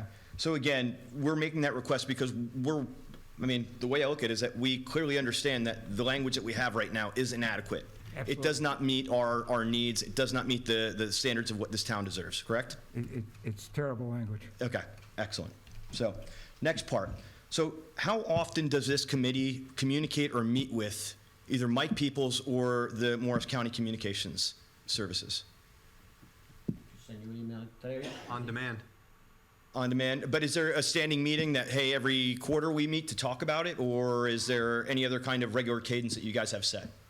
On demand. We have a question, we ask him. I text Mike, he texts me right back. Okay, excellent. So a personal one, but as a committee though, just you. So you're right there, now the only person that really communicates. No, I mean, if you call them, they'll pick up the phone and talk to you. I mean, guys Okay. call them, if I had a question, I would call them up or call the county. Yeah. They pick up the phone. If they're not there, they call you back or they email you back. We get answers. Okay, and that's fine. I'm like I said, I'm just trying to understand how we interact with these people, all right? So, because what I want to know is, during these meetings, I think in February you guys had an updated report, right? The one that you guys released and showed to everybody, right? And the fact is, I'm just curious as to how often that comes up. I want to know how often you guys are actually aware of what is actually occurring and if you're getting updates from them about the communications. I know you guys aren't asking the police about it necessarily, so I'm curious what you guys communicate with Mike Peoples on. The next part is, how long has Long Hill Township Committee been aware of the coverage limitations? February. Well, there are limitations Everywhere. in every town. Everywhere. It doesn't matter. My question is, when did we know about ours? I know in 2015 when I was mayor, we were made aware of a situation that existed at that point, and we actually met with Mike Peoples then, and that was not the first time. I mean, I think this has been a system that has given us a lot of problems throughout the time, certainly that I've been around, and I'm talking about my own personal use. But the thing is that I think what I'd like to do here is to say that to Mike Peoples, and I think Mike may very well be watching these meetings, and I think he should actually be applauded here, because we signed on for a system that we knew didn't work in buildings, and we knew that there were significant dead spots in town. And Mike at the time, with his colleagues at the county, said, look, we don't guarantee in-building coverage, nor will we do anything to make it a better system for Long Hill Township. Mike has actually done a lot for us. He's actually, as I say, I met with him in 2015 along with the township administrator at that point, and he actually tried to help us. But these were really band-aids, and I can, nobody else on the township committee is a first responder. Certainly my experience, and it's been a bitter experience, especially recently with that particular communication system that we have. There are many times whenever I can't communicate with county, and I'm standing in the middle of the road, and I'm walking around, and I'm getting the dead a dead tone coming from the radio, and that's just not my experience. That is. There are many first responders who have that same issue, and one of the things I'd like to see is I'm not advocating for 1 minute walking away from the county, but as I say, I think the county actually has treated us quite fairly, considering what we walked into, and we walked into knowing what we were walking into. But I really think that we, as a committee, we have to get together. We did have a committee, a subcommittee at one point, but we have to find some way of putting some kind of add-on into that system that's an easy add-on to have from a technology perspective. And it could very well be that we talk to the county.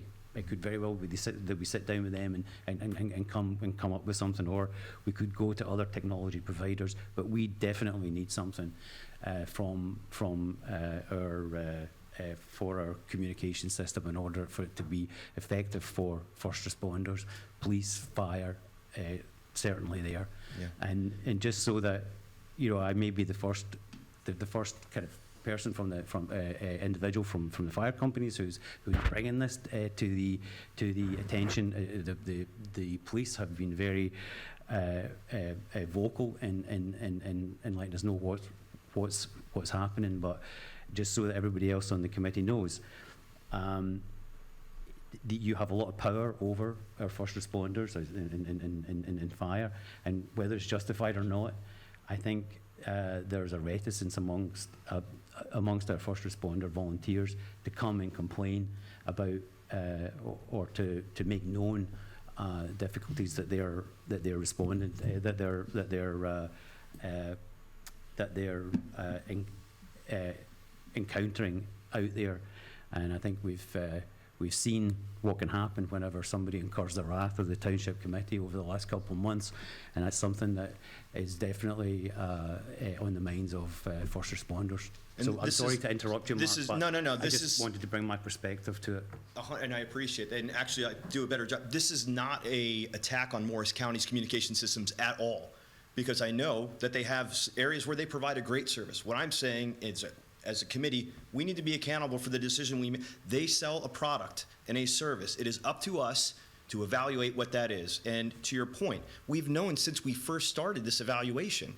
Guy, you were the only committeeman on that time. You were a part of the evaluation, right? And I look at the report that Mr. Peoples did, and literally the only thing he didn't put across the top of the front of it was buyer beware. Like literally, that's what it was. And what I'm curious about was, were you, when you were evaluating, was there ever individual conversations with Mike? Actually, I have to clarify for myself. Yeah. I actually misremembered this. I actually wasn't on the ad hoc committee. It was Guy Roshto. Guy Roshto, former committeeman Roshto, is an expert in communications. Mm-hmm. It would have been foolish for me to have been part of the advisement because I had no experience, nor do I have experience today. Okay. So the committee I referenced, which was the OEM director, two members of the first aid squad, the 2 members from the first aid squad, Yeah. 2 members each from the respective fire companies, 2 members, I believe it was 2 members from the police department. At that point, it was Chief Hedden and former Lieutenant Sean Brown, I believe, who has expertise in communications. So that group, and I have to do a shout out to former Mayor Jerry Aranio, he's the one that put that ad hoc committee together. And I think that was a very insightful thing for him to have done, because he recognized that the township committee didn't have any expertise in this area. Yeah. So we brought in people that did. Okay. And it was that group that made the recommendation Was- to the township committee. I was the liaison. And Okay. by the way, I'm not distancing myself at all. I think it was the right move then. I still think it was the right move. What I am saying is, it was people with experience in this area that made that recommendation. As Brendan pointed out, it was first responders. I simply liaised back to the township committee. And if you look back at that original vote on the township committee, Committeeman Roshdo, or that might have been I think it was, well, Future, when he was on the committee, he abstained. And at first I was curious why he abstained, and I haven't spoken with him. But I think anybody who's reviewed that report or opened it or something will see, my recollection is Mr. Roshdo recused himself because he worked for Motorola. Yeah. Not because he did not support it. He was part of the ad hoc committee, I believe, that voted unanimously to go to the county. That's my recollection. One question on that, because it's my understanding, right, that our committee was stated by Morris County Communications Systems that their recommendation was that we stay with our current systems shared with Bernard's. That was their recommendation. They also stated in that time that they would have coverage problems. There would be limitations. And that is something that, if I have the ability to make that proof of that, I mean, You have to look at the full chronology of what happened. That was 08, 09, when they weren't ready. They said, we're not ready to take you. And then, and I think we were putting it on the website, so It's on. so It's every on. it's It's on already it. on. You can read the entire. Honestly, I had to remind myself. it's a my long memory's time. pretty good. I have a but hard it time ain't- remembering it's what I not did that yesterday. good. And I then hear I you. recalled. First off, I don't think we were with that Bernard's Township joint dispatch until 2007. Yeah. And the reason why Jerry, again, when I was reading it, it was a walk down, something I had not experienced. The reason why Mayor Aranio at the time formed that ad hoc committee was because the dispatch was kind of jammed down the first responders' throats, and he didn't want to make that same mistake. So he formed this committee.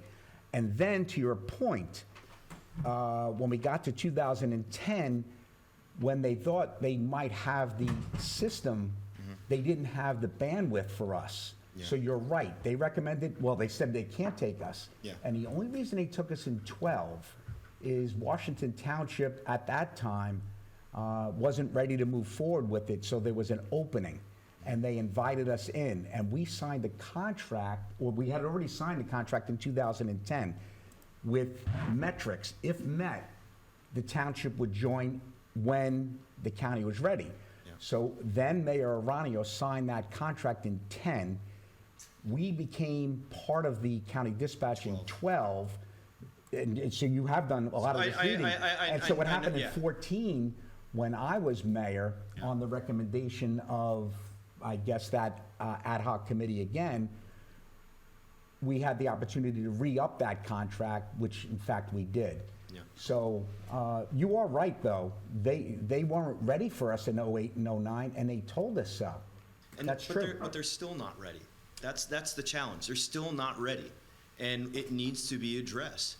And I don't know how else to really put it. I don't want to be repetitive, but you know, the Band-Aids and the little small victories of Wagner Farm does not mean anything to me, because that can go by in 2 seconds, and then we're in the same situation, and then we've got to sit there and wait for these guys on knee and, you know, praying, please do something for us, that they may not be able to accomplish. So to your point, I'm not saying get rid of them. I'm not saying that, but what I'm saying is we need to evaluate alternative situations seriously and not say, hey, we called this guy. I'd like to see quantifiable metrics. I'd love to see a quote. I'd love to see anything. I'll even help you, right? I don't care what it is. I can evaluate these things very simply. It's not a hard task for someone like myself to do that, right? But at the end of the day, it needs to be done. That's all. So I appreciate you guys answering my questions very much. Thank you. Thank I you. appreciate it. Thanks, Mark. And actually, I mean, just to follow up on that, we had, as I say, we talked about this, we put together a committee, it was formed, it was disbanded, but I mean, I can provide you two recordings that happened this past couple months, where it gives you an idea of what, from the fire perspective, what we're dealing with, and we desperately need to have some kind of a add-on to what we have right now, and I think we should be evaluating technologies and be willing to invest in them if we need to.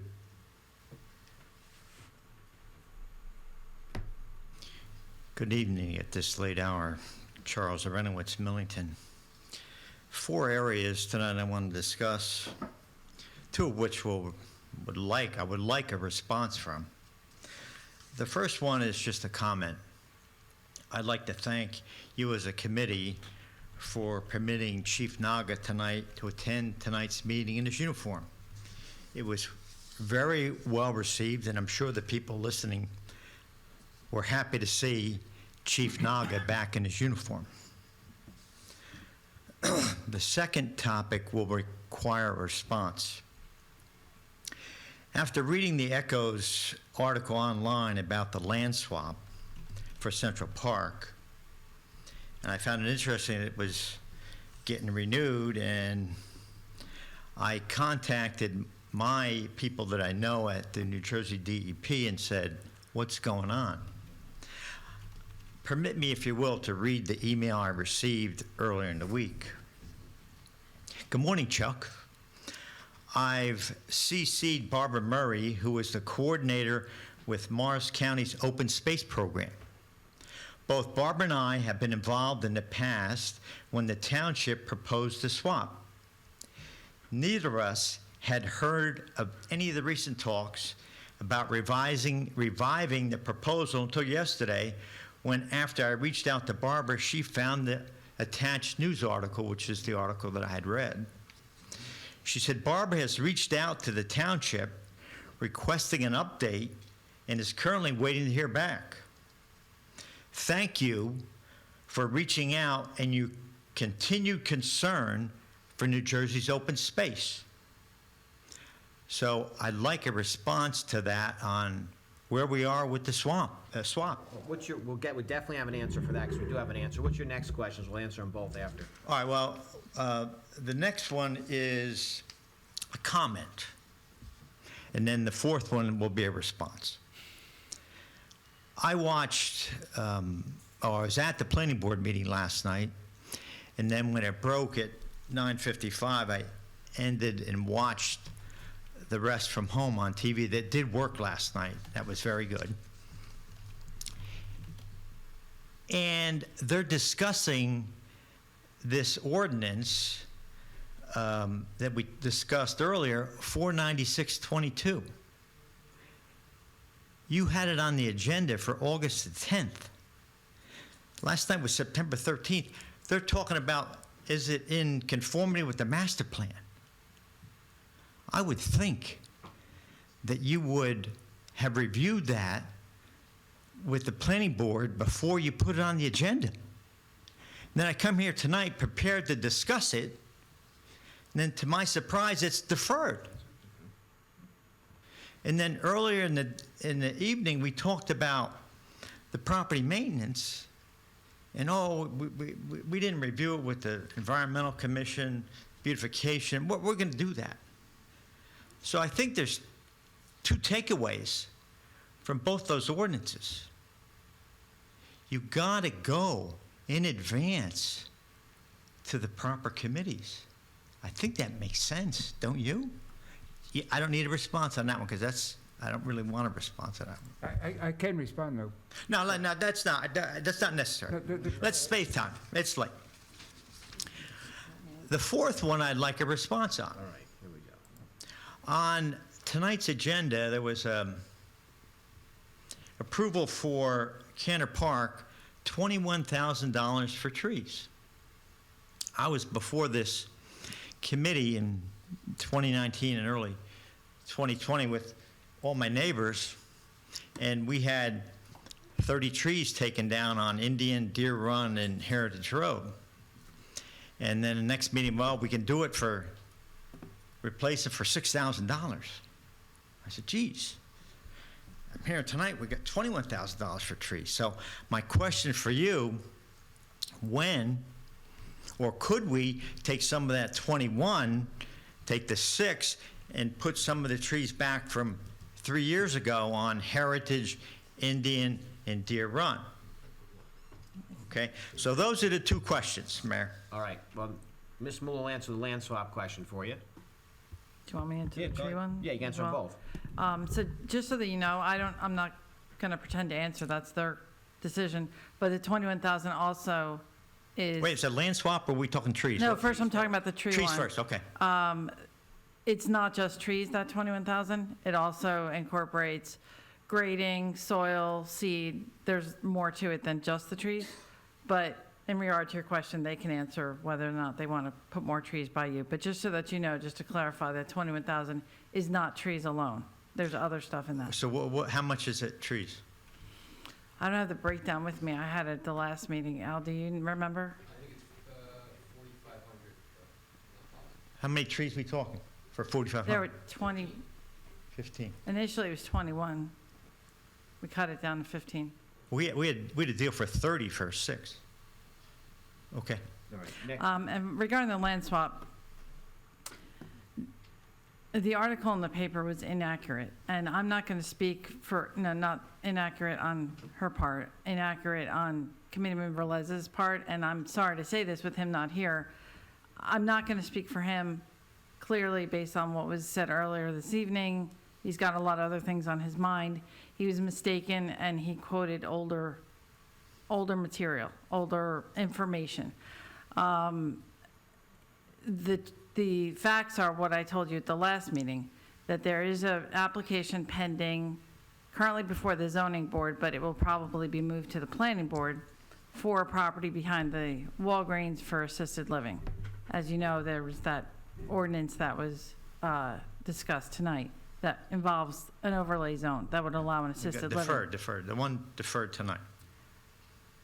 So once that is finally adopted and this application goes before the planning board, if it is approved, the property owner is giving us an easement to our property, which would allow access at the light at the Walgreens, therefore rendering the land swap unnecessary.